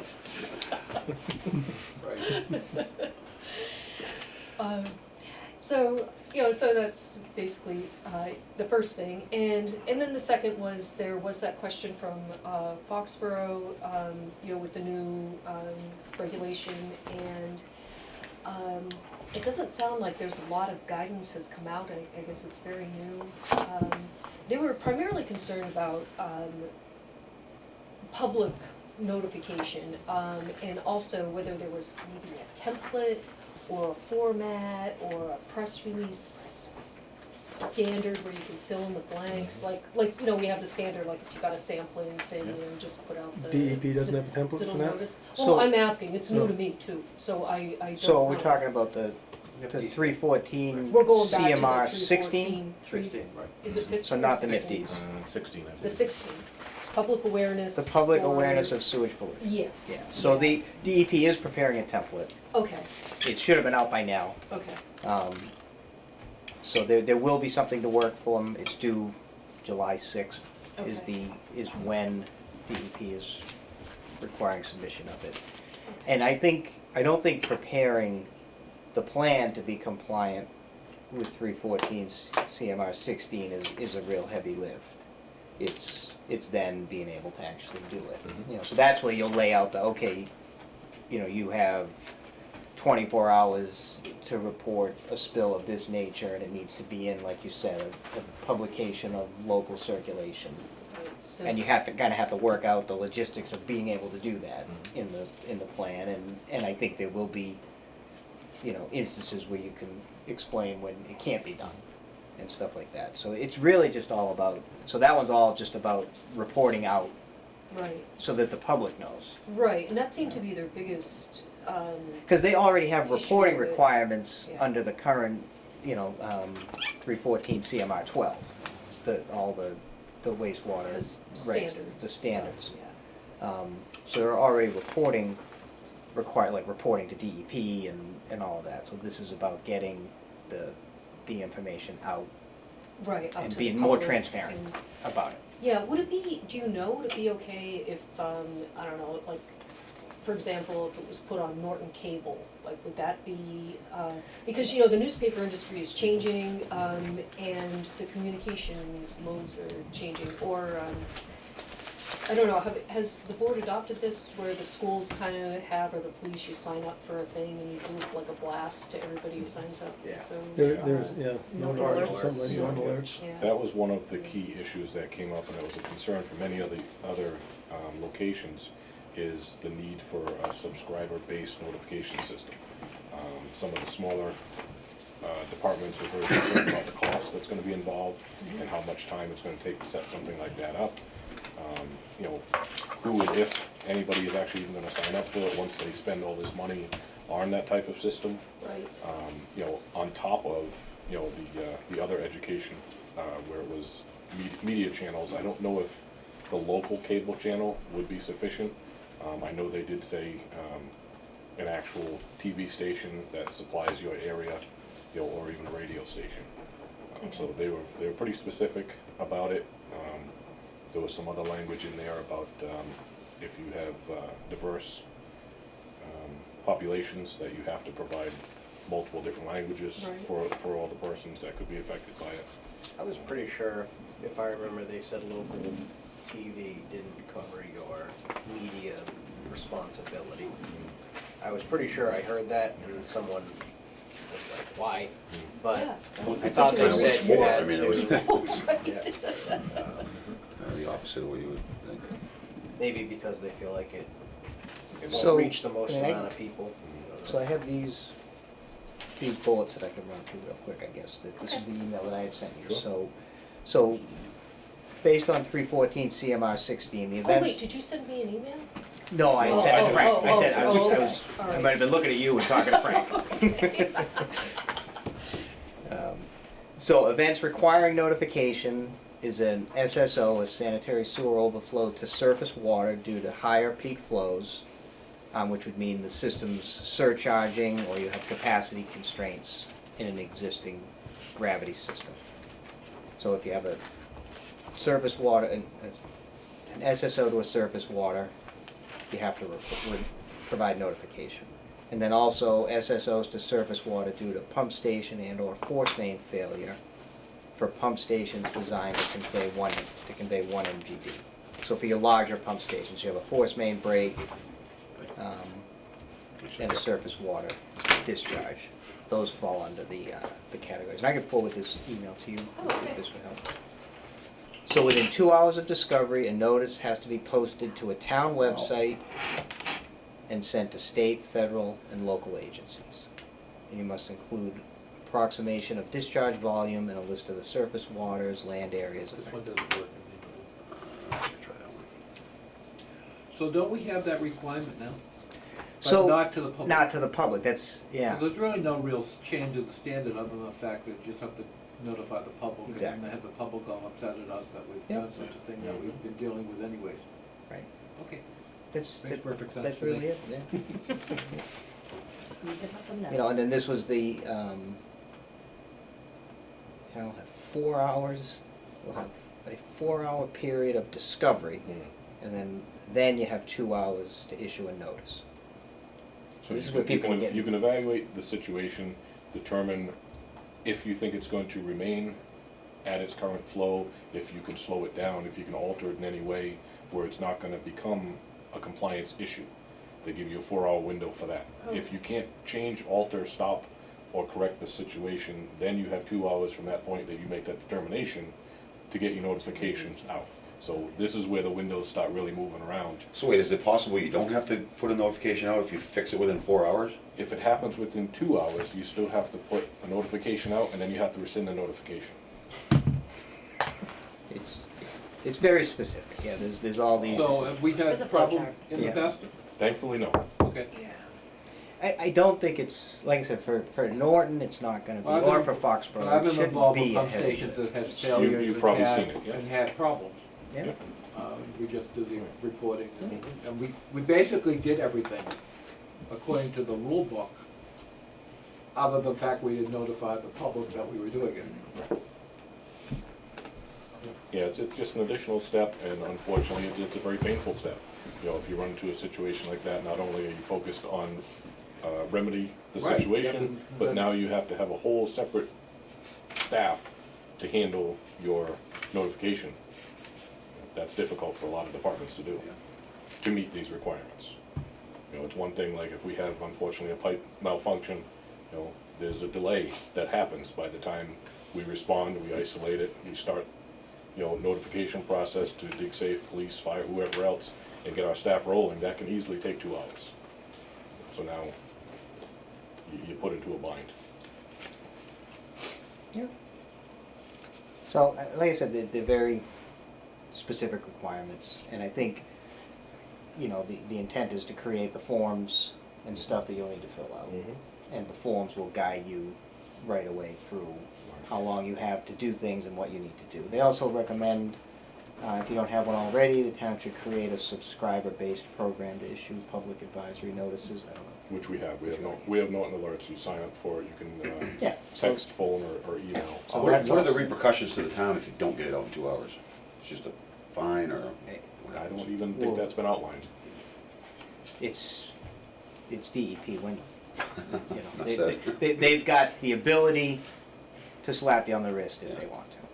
So I don't think anything's gonna happen for one offense. Right. You don't It's want- also, I think, if it's 2 hours and 15 minutes, nobody's gonna care. No, If it's 6 absolutely. hours, that's when they're gonna be like, hey, what's going on with that? Which, Probably not even. If it's 2 days, then they might say, what the hell happened here? You know? Right. But so- I don't know. It seems like if you But miss that they 2 hours have every these time by a little bit, That's it's all not. they wanna make sure that not you a give big them a deal. call within the time frame. That's definitely And first then, priority. and then what's that program, everything else should fall in place, but. So what do we That have shows to you do started between accepting now and those emotions. July 6th? So as soon as their template comes out, we'll look into, so you guys need to put together this plan on how you're gonna do the public notifications. All right, so Which they're gonna give you a basically template. we have it in place, we just wait for the temple to fill it out, essentially. Yeah. It will use a template for guidance. I think we can fall back on our public notification pages that we Oh, have yeah, in you the, should, the in the template should take you through. Yeah, I think using we're, whatever I think you we're have. okay. Yeah, Okay, so that sounds like the bottom line is we'll wait until we get a template Mhm. and just add them to the list of everybody else that needs to be notified, and obviously identify what the media is going Yep. to. Yeah, that's where the major concern come in, and I think the same concern was felt by the other operators, is if it is in the middle of the night, you're, even if you get a hold of somebody at a news station, the chances of them breaking in, putting it on the Right. news, who are you really going to reach out to at that point in time? You know, It makes no sense, I mean, WBZ is not going to run it. Well, all you have to do is Local notify 'em. cable might. All you have to do is notify them. You don't care whether or not That's they true. actually put it out in the media. That's right. Right. That's true, if the Right, station takes DEP long. One to has go. nothing to do with the Right. output. Hopefully If the Hopefully it's notification not that process is an specific. email, you can send. I mean, it's just a notification. It's not like you have to wake everybody up and have a town crier saying, hear ye, hear ye. You Right. know, I don't think. that question Yeah. Well, was yeah, Not I mean, yet. but it wasn't explained. It's actually a good analysis, because the intent of the policy is to notify the public. Right. But the execution is to send an email to, you know, again, the big radio, or big TV station in Boston, and, you know, and nobody's gonna know anything, and so Hey. there's kind of a disconnect. definitely a lot more questions than I'm answers. sure after once that. they work this process out, they'll work out all the bugs, and then we'll come up with something else, so. Yeah. If I know DEP. Okay. Yeah. All right, and then the other thing was, regarding the Cobb Street, pump station, I think I gave you a quick answer, Frank, that, Mansfield says that they, or the plant, it has really no plans to do additional sampling or enhanced sampling. But it makes me curious, because you mentioned that Taunton is. Taunton does sample our Winnicott flow. Okay, I'm sure their, pre-treatment coordinator uses that information to determine exactly what's coming in, how steady it is. So that's where the question came from, because during one of the other meetings that John and I had sat in on, they were questioning changes, and there were additional samples that wastewater facilities had to take. I don't remember what they exactly were for, but it had to do with something that was used in water filtration. I don't remember if it was alum or aluminum or something. It was something that rang a bell. I know I have it written down somewhere, and many of the other operators really kind of jumped on it. Like, are you kidding me? You're gonna have to test for that? So, if certain facilities, say Norton, used a specific chemical that Foxborough and Mansfield don't, and if that was going to become an issue in the wastewater in a mass quantity, it would only make sense that they would want to know where it's coming from and possibly adjust the sewage rates accordingly. So, if we know nothing of it right now, we'll plan that way. Taunton is, I mean, they're each community's a little different. I think Taunton's a bigger plant, I would Definitely, assume, and it's also a CSO community, so they have a lot of different, so they have combined sewers still that they're dealing with, so they have some different regs that they have to Right. comply with in their NIPD's permit, Sure. and they wouldn't be subject to the same, right, new general permit that. right, that yeah, no, they're MFN is now. definitely gonna go right into the river. Yeah, yeah. So that they could have stricter things or Definitely. different regulations for Taunton. So that's where that question came from, just Right. from the meeting that we were in, there was just some, if we were doing work to, the Cobb Street station, and we had to do something different and change, or create a sampling port or something like that, now would be the time to talk about that, so that's fine. I mean, it sounds like it'd probably be a small incremental cost to add an I don't think it additional would be sampling large, port anyhow. Yeah, But right. we're doing a lot of work at Cobb Street now, so Yeah, that we'll be there a Frank's while. asked the question too, like, it's timely now, we're doing work in the wet well Right. now. Yeah, Is if we needed a sample or Put the two. provision in. Yeah. Now would be as good a time as any to do it. Right. So in terms of the NIPD's permit, I was trying to figure, so, MFN had a permit that expired in 2019. I assume they put in an update and just never, I never saw a new permit go on file. Right, and I think that's. Sure, DEP or EPA had not gotten to it yet. So they were still being held to the conditions of the Of the expired previous permit until. Right. So I'm sure that MFN had submitted a renewal. They very rarely get seen within 3 years. So We just got notice on a 2017 permit, so, Yeah. on another community, so Wow. you might And- get one in a couple of years. And so what's going on now is that the EPA has issued a general permit that like 12 or 13 facilities qualify for, and MFN is one of them. It's considered, it's called medium-size plant. That sounds about right. And NIPD's medium wastewater treatment facility general permit, and it's got a number. So, so MFN has the option to go forward with that or to continue to do an individual one. And at this point, they're gonna go forward with the Yeah, general. they announced that last month. Okay. All right, so we know, so it hasn't officially been issued yet, it's draft, but that's the permit that they're gonna go. Right, I can find out when, Yep. No, that's fine, I get it. Because then there are, as a co-permittee, all three communities have individual responsibilities, and that's what, like the mapping, Right. definitely, based on the existing NIPD's permit, there's a mapping requirement that you guys would need to do some more detailed Yep. mapping, We of the talking about system. sewer? So Okay. still sewer, yeah, Okay. with unique numbering for all the manholes and all of that. I'm kinda surprised that's not in place already. They haven't Hmm. called you on it. Right. And I don't know that the other community, I don't know where Foxborough and Mansfield are with, the collection system, the level of detail they have in their I think mapping. Mansfield is pretty detailed. Yeah, Foxborough, it's hard to say, they were a smaller system, they've been going through huge growth in the last couple of years, so, I don't know how they're attending to their Mhm. existing infrastructure. And I can find out. I just figured as part of joining into that, tri-county discharge, that it would have been an initial requirement up front. Well, It's there possible was a- it could have been asked and just was never completed. I think here, I remember back when Fran was here, we were looking at a mapping project for all the sewer lines. I don't know, and all the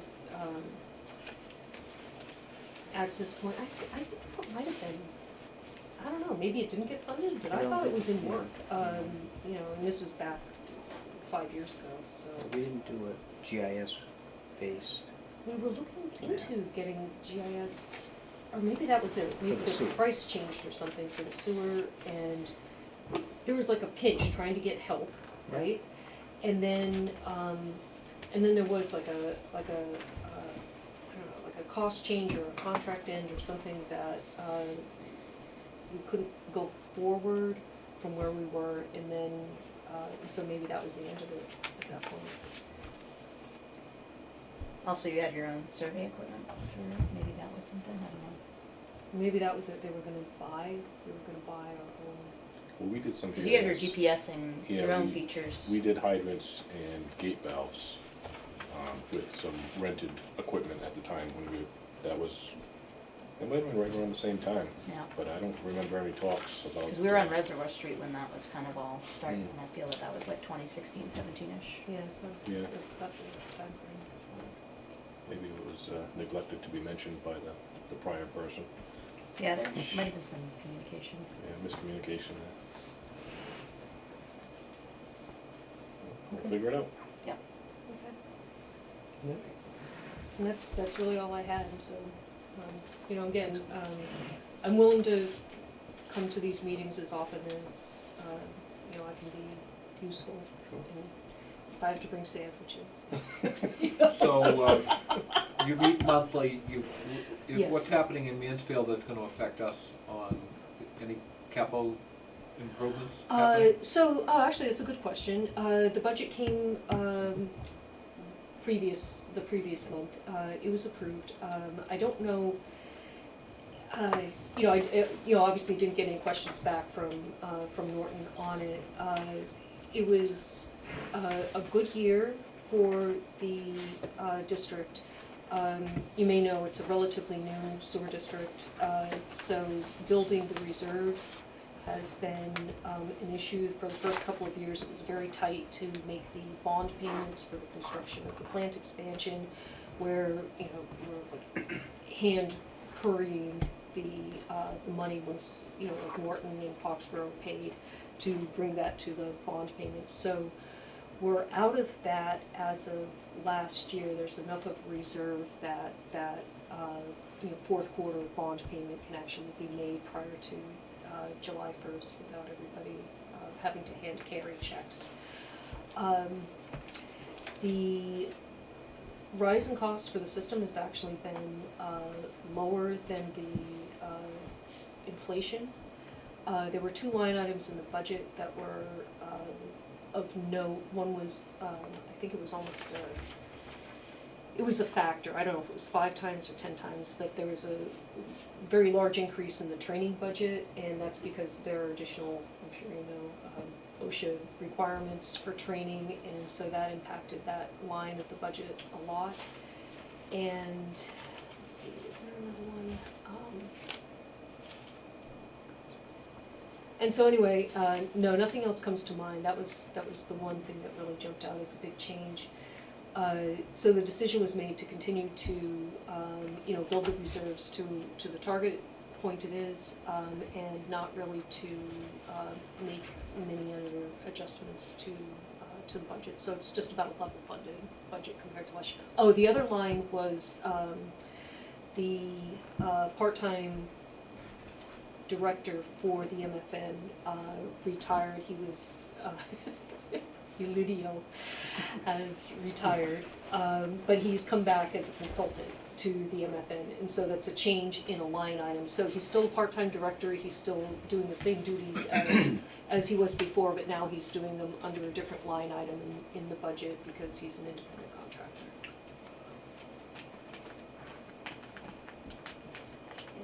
Okay. Yeah, and if you have any other budget questions, I mean, it's a little late, it's already been voted, so, but. It probably affects our budget, which we're, I imagine, in the process of submitting. We are still working on finalizing a few numbers. The cost to the MFN is a major impact to the budget, something that has been carried with ease, thankfully. As far as sewer goes, our water budget's a lot tighter than we'd like to see it, but, so it was nice not to see a big jump, though. Bring that back. We were very I think happy- everybody was pretty very happy happy to with see that. Yeah. All right, thanks, Diane. Okay, Thank you're you. Good to welcome. see you. Yes. And so do these meetings still go into the wee hours? No. We're about 45 minutes over. our No, typical we're meeting. well over. This is why. Of course, they've been remote. Oh, yes. Things go fast right, remote. They do go fast. We go right I along. don't know, I think the remote ones take longer than the usual in-person ones do sometimes. I don't know, the setting it up takes a little while. It's, All right, Steve, since you're probably happy your stuff has already gone by. Absolutely. I can provide an update. So on Cobb Street, Frank gave the update in his, so in terms of the 3 phases of the project. So we will get a contract For phase to the 3, commission for the phase 2 to start that moving. to get that moving, and that's all the wet well repairs. So we'll get a contract to put the design documents together and get that out to bid. On Cobb Street, you guys voted on our $5,000 amendment last month, but we weren't here, so we weren't able to sign it. Ah. So I got 3 copies of that, so it's just on the second page. Thanks, here. Diane. Thank you. See you, Diane. Take care.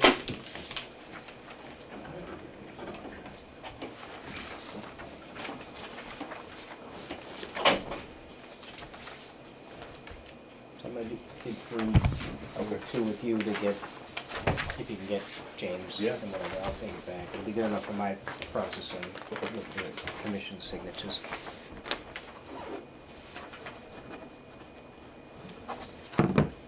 Okay, do we need to make a motion on that it was signed at this meeting, but approve that prior, or?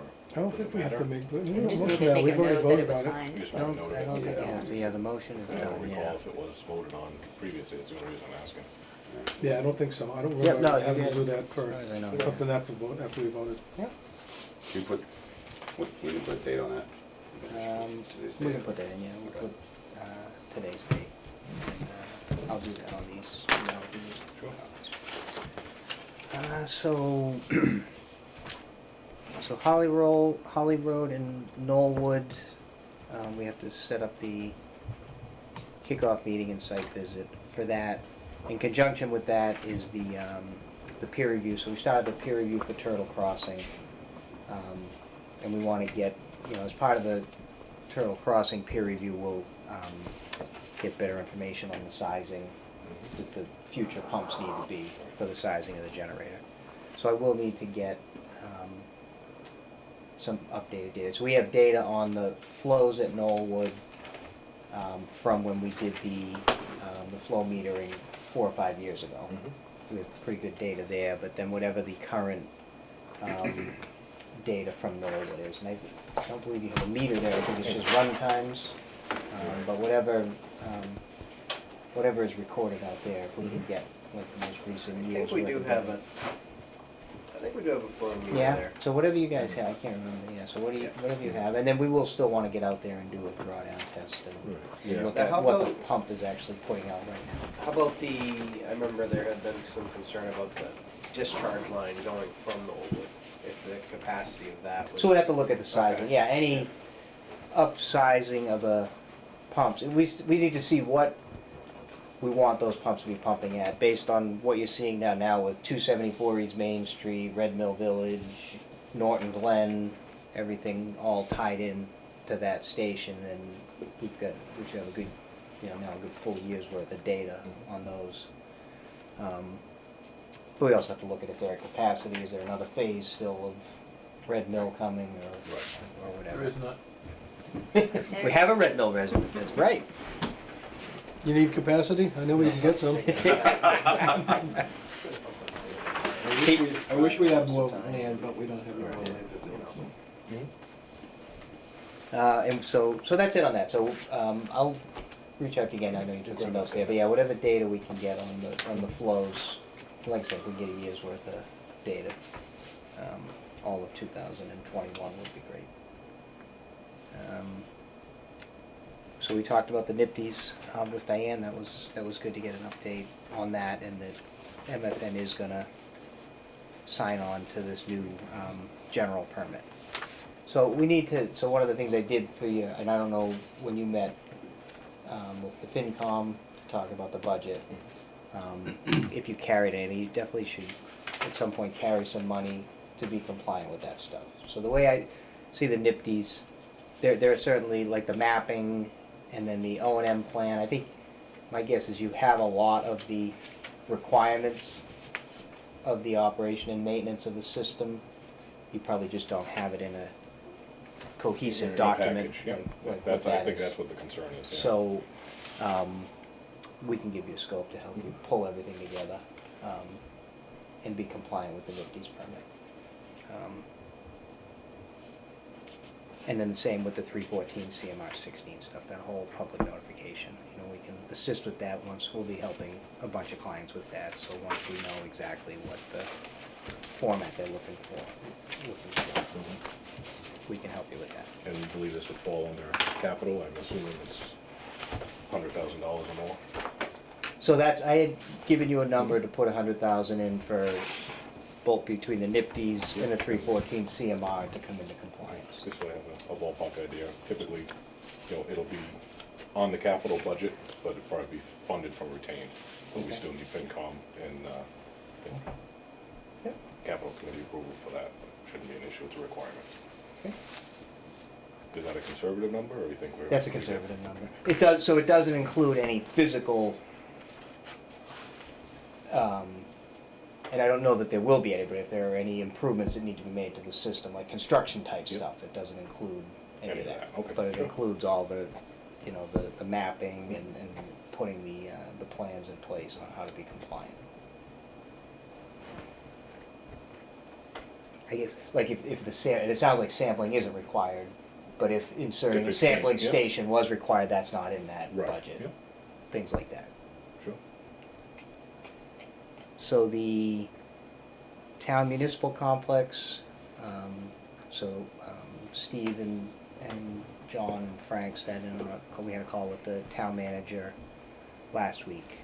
And I talked about this, I think, at the last meeting, the different options for the proposed municipal complex to Yeah. tie into the sewer. So I've put together, so we went through some of the options, and basically I've put together now a scope for Weston and Sampson to work, I assume directly through the town manager, to help them look at some options to connect to the sewer that's in everyone's, hopefully in everyone's best interest. So, I sent you an advance copy of that, but I don't know that you need to see that again. I'm gonna send it to Mike Units, tomorrow, and the scope is basically what we talked about. Does anybody know when the plan to actually break ground on that project is? Were they saying they were a couple years out? 2 years out? 2024? Yeah. I mean, Yeah, they're still in conceptual design, so Yeah. they're not even under contract Right. yet for a formal design of the facility. once Mike approves or denies that, we can give the board a brief description of what avenue we're gonna go. I mean, no sense of boring them with the six options Yeah, and all that. and I think I already did a little bit. I think I went into a little detail on one of the You last know, calls. It can get lengthy with And the good options things. out of there. Yep. Let's wipe out a few of But them. I think there's a Sure. couple good options. Yeah, there's a couple that are not good, Mm.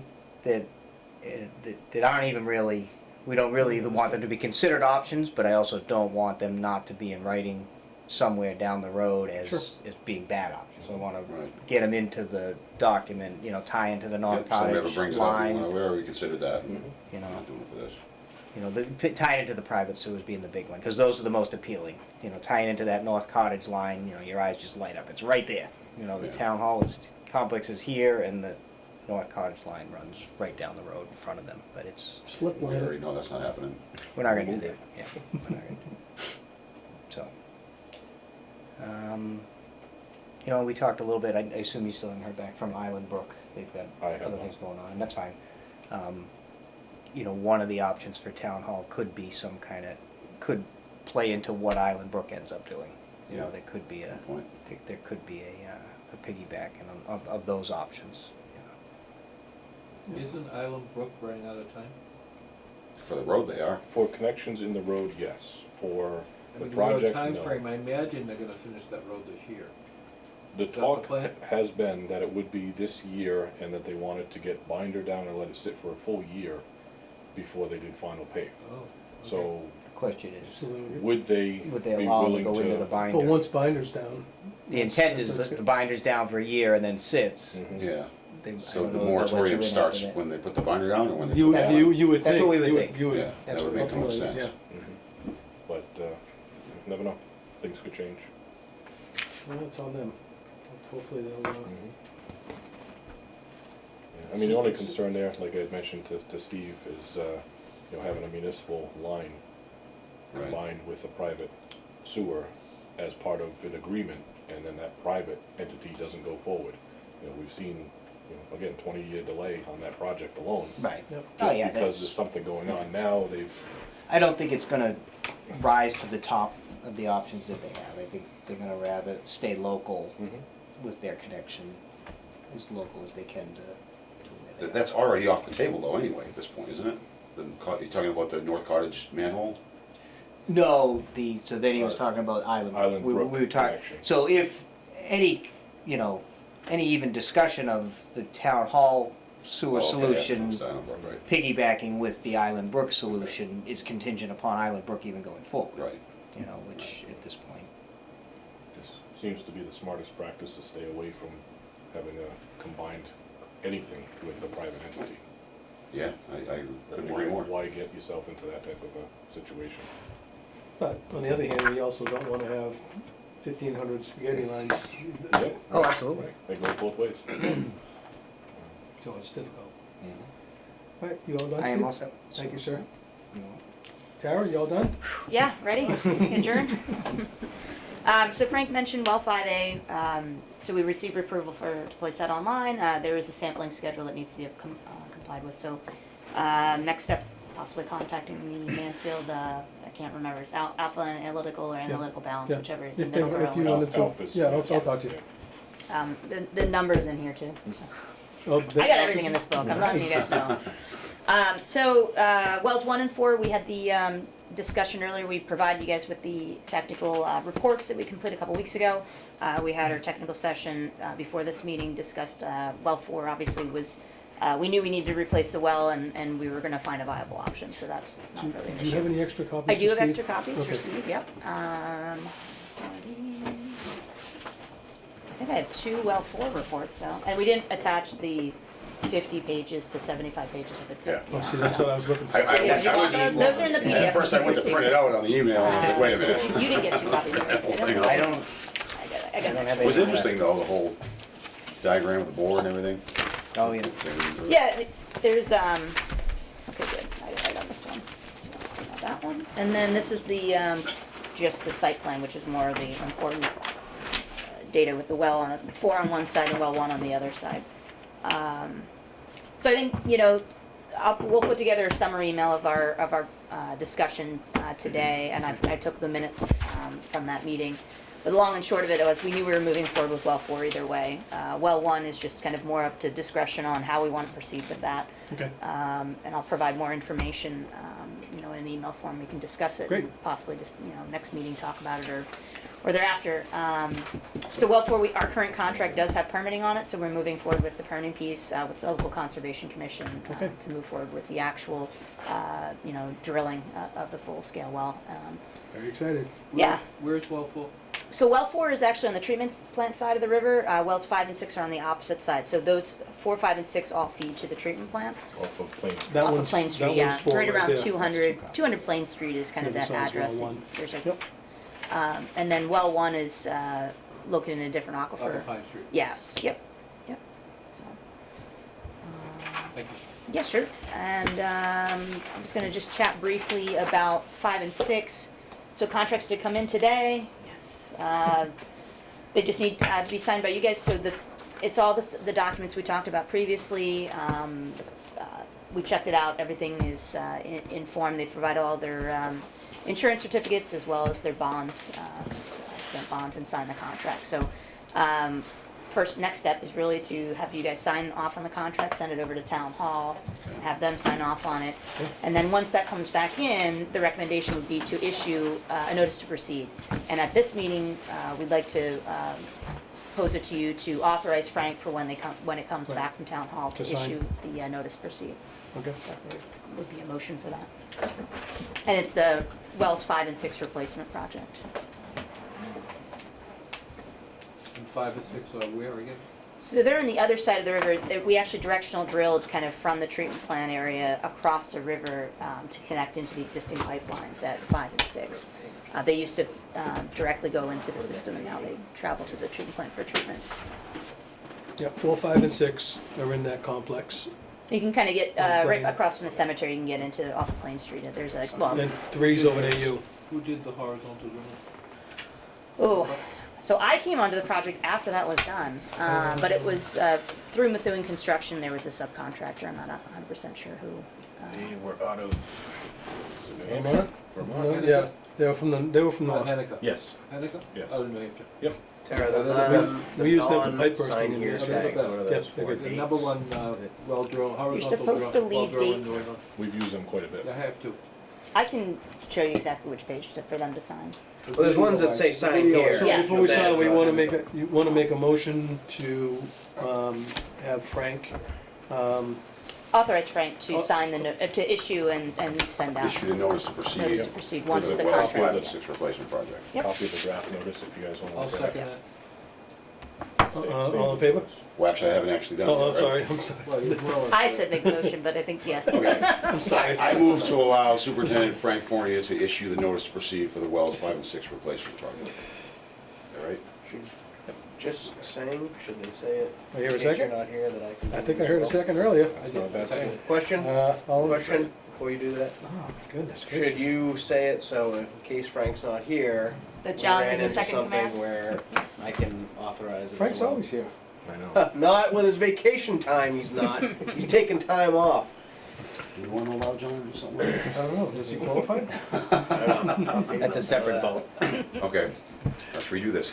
I move to allow Superintendent Frank Fournier to issue the notice to proceed for the Wells 5 and 6 replacement project, and also for Assistant Superintendent John Harrop to notice the issue in the event that Frank is not available. I second that. All in favor? Aye. Aye. That was a Thank you, little guys. wordy, That was actually it worked. way better than the first Wasn't that 3 pretty? times. That was clean. That was clean right there. Do you want to pass but- one of Now we those just over and gotta- I'll Are we voting on see what this the too? We little already did stickers that, we are? just gotta sign these, right? I got a green thing here, what am I doing? Put your glasses on, you can't even see what you read. I can't. So the date of the, Glasses. So only the sign here. yeah, Oh, only the so sign, the yeah. date of the. What are you doing green Town, tab me? That's town where hall dates fills go. those stuff, Green don't tab touch me.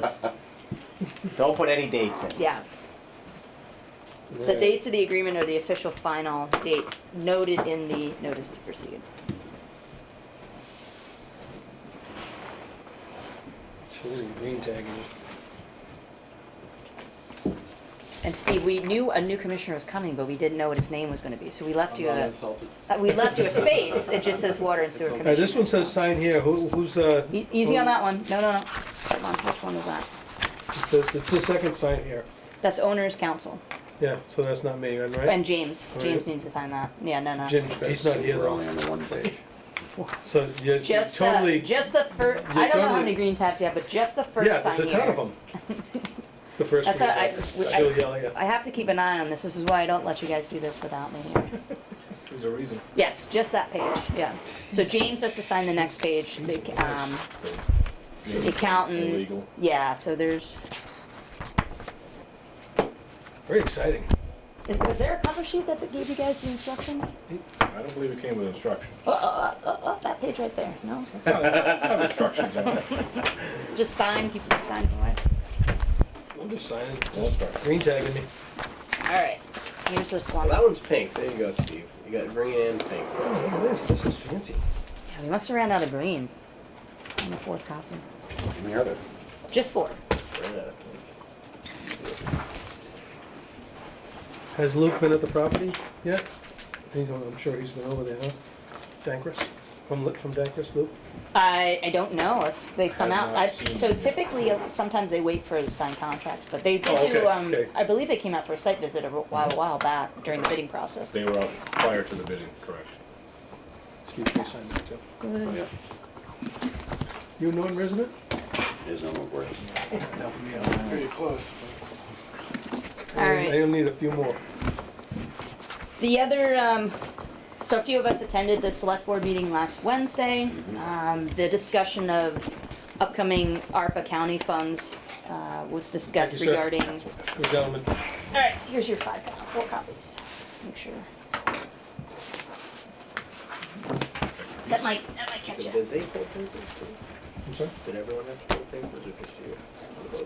Just Renewal, Steve's- I think. Steve already did his, so this could be one. Just the Steves this time.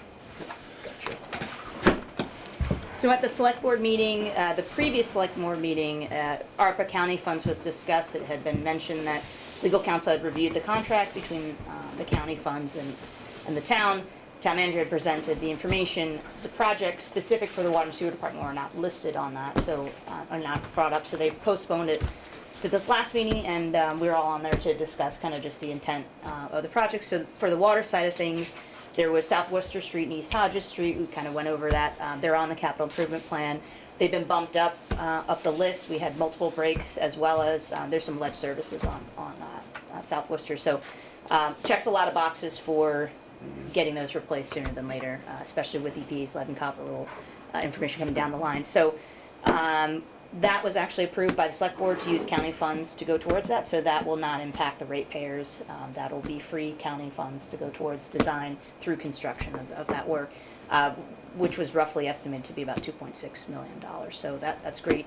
Our contract master plan is roughly $2 million a year on water main improvements, so that's a little bit more, but with free money, you do as much as you can get. So also at that meeting, the Knollwood and Holly Road generators were also approved for county use of money. So the total was roughly about $2.9 million of county funds to go towards that. And then there's other town direct funds that ARPA money went to, and then was discussion that's separate, but other projects will be funded through other departments and other needs as voted upon by the board. So that was good, quick and easy. Good. No major concerns with Yep. that one. So we'll start putting together some documents. As far as I know, once that's approved, we really could get started on the work. And I believe you have a couple of years to kind of get everything running. So the sooner the better to kind of get that done. As you all are probably aware, supply chain issues are a big concern right now. So I just heard a couple weeks ago about 6 months out for ductile iron pipe. So we want to get in there sooner than later. That's Yep. crazy. So get in line. Survey, you haven't done the survey, you haven't done anything yet, right? We don't even have a contract to move forward yet, so we're just kind of pushing together. Is that contract for Yes. us? Yeah, so Weston Stamps will provide a design contract, which includes survey for those streets. And then, actually, you have a contract though for your generator work. So we already so- have the Holly Road, Yeah, so Norway Steve's all set. generator. So these were projects that were originally gonna be funded, obviously through the rate increase, so all So, good news on You that. guys don't do survey, right? Yes, we do. You do, okay. We don't do property line Okay. survey, but we do base maps. Right, well, we have a sub that we hire for that work. I mean, we do it as part of our contract. Right. But yeah, we Yeah. have a So the select board meeting was good. I have the White Street draft final plans for just what we had met a couple weeks back. I gave you an extra copy of C-101, which is just kind of the site layout. Everything's all on one sheet. And then the full contract cover page, general notes and legends and details. I can send a copy of PDFs to the commissioners if you Sure. want. Yeah, Do that'd I be have? easier. I have one half-scale plan set if anybody wants a hard copy. but- PDF's fine. Okay. So let us know on any edits for that. That'll just impact how we finalize the bid tab and put all the quantities together. The specs in the next week or so could be sent to legal counsel if you want to send that out. We used the last round of design for that, but it's been about a year since they've looked at probably something, so I don't know if it's time to roll that out. I don't think we're in a huge rush to go out to bid, but I mean, if the pipe's not there. But it is a smaller job, so hopefully some of the contractors might have some extra pipe that they've ordered for other projects or something to squeeze in.